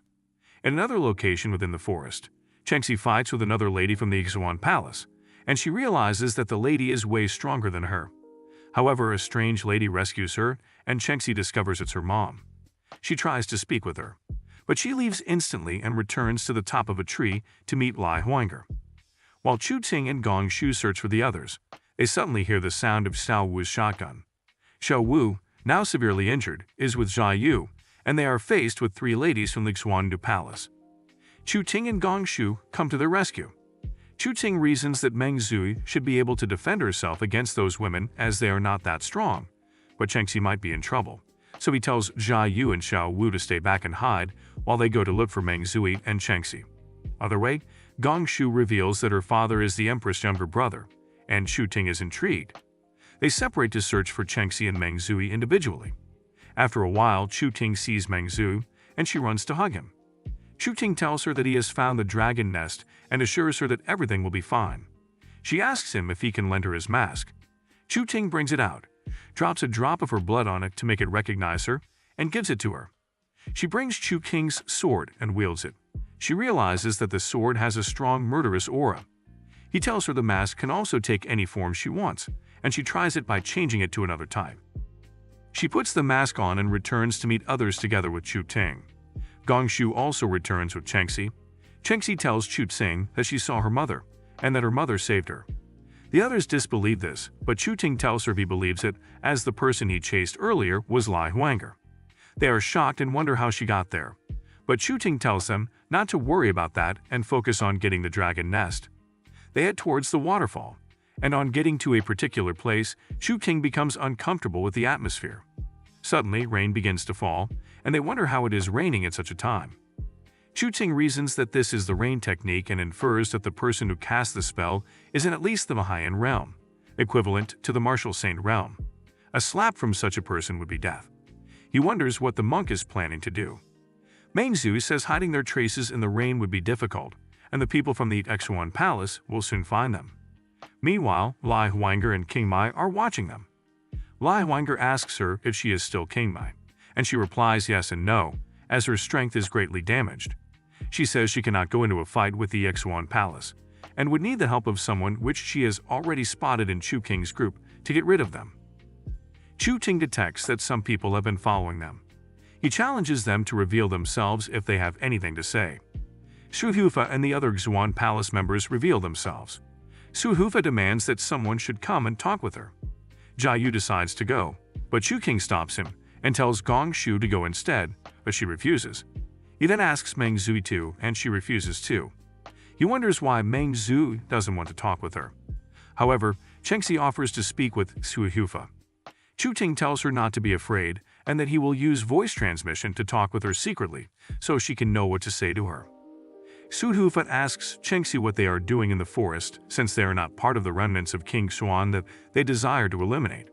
She replies that they came for the green dragon and got lost in the mountains. On hearing this, Su Hufa is shocked and asks if they really know about the green dragon. Chengxi tells her that they have a way to find it. Su Hufa then offers to reward them greatly if they can find the green dragon.